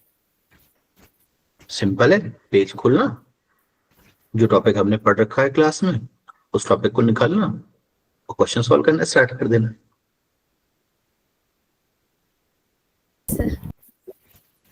अच्छा, किस टाइप का समस्या है ये, थोड़ा सा और मुझे डिटेल में बताओ। सर लाइक मैं वो बुक खोलती हूँ तो मुझे कुछ समझ में नहीं आता, लगता है कि मैं पूरा ब्लैंक हो चुकी हूँ। तो बुक में कोई टॉपिक खोलती होगी या रैंडम कुछ भी खोल देती है, ऐसे क्या करती हो? नहीं, टॉपिक। तो अब जैसे टॉपिक नहीं समझ में आ रहा है कि कुछ भी खोला है, तो इसका मतलब है कि हमें कॉन्सेप्ट्स नहीं पता, तो उसकी कॉन्सेप्ट क्लास देखो, पहले अच्छे से समझो, फिर उस टॉपिक को खोल के उससे प्रैक्टिस करो। Okay sir. ठीक है, कोई और डाउट किसी का? Sir hello. हाँ हाँ sir, like I am speaking in hypothetical situation. Like एक स्टूडेंट एग्जामिनेशन हॉल में एंटर करता है, बाकी एस्पिरेंट्स को देख के भी लाइक थोड़ा नर्वसनेस आ जाता है। Okay, so like in that nervousness moment only he is telling himself कि लाइक कि पैनिक नहीं करना, अटेंशन अच्छे से देना है, लेकिन स्टिल स्किम हो जाता है पैसेजेस में। So like what can he do to himself at that time to refrain himself from skimming through this passages? कोशिश ये करनी चाहिए, कई बार कैसा होता है हमारे पास लाइक 120 क्वेश्चंस हैं, ठीक है, तो फर्स्ट ये, अच्छा एक जस्ट मैं भी एक हाइपोथेटिकल सिचुएशन क्रिएट करता हूँ। आप एक वॉरियर हो, युद्ध लड़ने गए हो, आपके सामने 120 दुश्मन खड़े हुए हैं तलवार लिए हुए, आपके पास भी एक तलवार है, ढाल है, ठीक है, क्या करोगे आप? क्या एक बार में 120 को कर सकते हो खत्म? ऑब्वियस है नहीं। तो टारगेट क्या होना चाहिए भाई? एक एक करके, उनका नियम है वो एक एक करके आएंगे, ठीक है ना। आपके पास ये चॉइस है, आप किसी को चैलेंज कर सकते हो, हाँ इस बार तुम आओ, इस बार तुम आओ, या तुम लाइन से एक एक से युद्ध कर सकते हो, ठीक है। तो एक एक करके आएंगे, ये एक रूल बना हुआ है। तो क्या करना चाहिए भाई? एक आया, उसको इत्मीनान से निपटाया अपन ने, फिर आगे बढ़े। शायद हिंट समझ जाओगे कि मैं क्या कहना चाह रहा हूँ। Yes sir. है ना, तो वो चीज ध्यान रखो थोड़ा सा, कि हम पूरे एक साथ देखेंगे तो ऑब्वियस हम घबरा जाएंगे, पैनिक पैसे ही हो रखे हैं और ज्यादा पैनिक हो जाएंगे। बट जैसे ही हमें दिखेगा यार अकेला एक, उसको निपटाओ, फिर जब आएगा अकेला एक, उसको निपटाओ, तो हमें बहुत सारा नहीं दिख रहा है, तो हमारी जो पैनिक सिचुएशन है वो थोड़ा कंट्रोल रहेगी। इस टाइप से चीजें करो, ठीक है। बट जब हम सॉल्व कर रहे हैं किसी पर्टिकुलर क्वेश्चन को, तो ये मत सोचो कि अकेला एक है तो रिलैक्स से सॉल्व करेंगे व्हाइल सॉल्विंग द मॉक्स, बिकॉज हमें वहां पे भी थोड़ा अलर्ट रहना है, नॉट पैनिक, अलर्ट रहना है। जो एक कोई क्वेश्चन है जो जितना टाइम लेगा वो उतना लेगा, उसको लेना ही पड़ता है, ठीक है ना। हम बहुत ज्यादा जल्दबाजी के चक्कर में कई बार उसकी double reading, even triple reading करते हैं, तो वो टाइम ज्यादा ही लग जाता है। सो मेक श्योर, हर किसी की एक रीडिंग स्पीड होती है ना, हर एक स्टूडेंट की अपनी अपनी रीडिंग स्पीड होती है। तो try to be in that reading space, कि हम जितनी स्पीड से रीड करते हैं, इंटरप्रेट करते हैं, नेचुरली हमें उस पर रहना है। हाँ, हम हाई कॉन्सेंट्रेशन के साथ रहें, हम स्पीड बढ़ाएं नहीं। कई बार ऐसा होता है ना कि मॉक में अटेम्प्ट बढ़ाने के चक्कर में हम स्पीड बढ़ाते हैं, तो ये एक भ्रम है। हमारा एक्चुअल क्या होता है, स्पीड ऑटोमेटिकली टाइम के साथ बढ़ता है। जब हम प्रैक्टिस और रिवीजन स्ट्रॉन्ग करते हैं अपना, तो स्पीड बढ़ता है हमारा मॉक में। हमें स्पीड बढ़ाना नहीं पड़ता है कि पर्टिकुलर एक मॉक है और कोई कहे कि नहीं हम स्पीड बढ़ाएंगे, तो स्पीड बढ़ाने से थोड़ी बढ़ती है, स्पीड टाइम के साथ ग्रेजुअली अपने आप बढ़ती है, ठीक है ना, प्रैक्टिस से।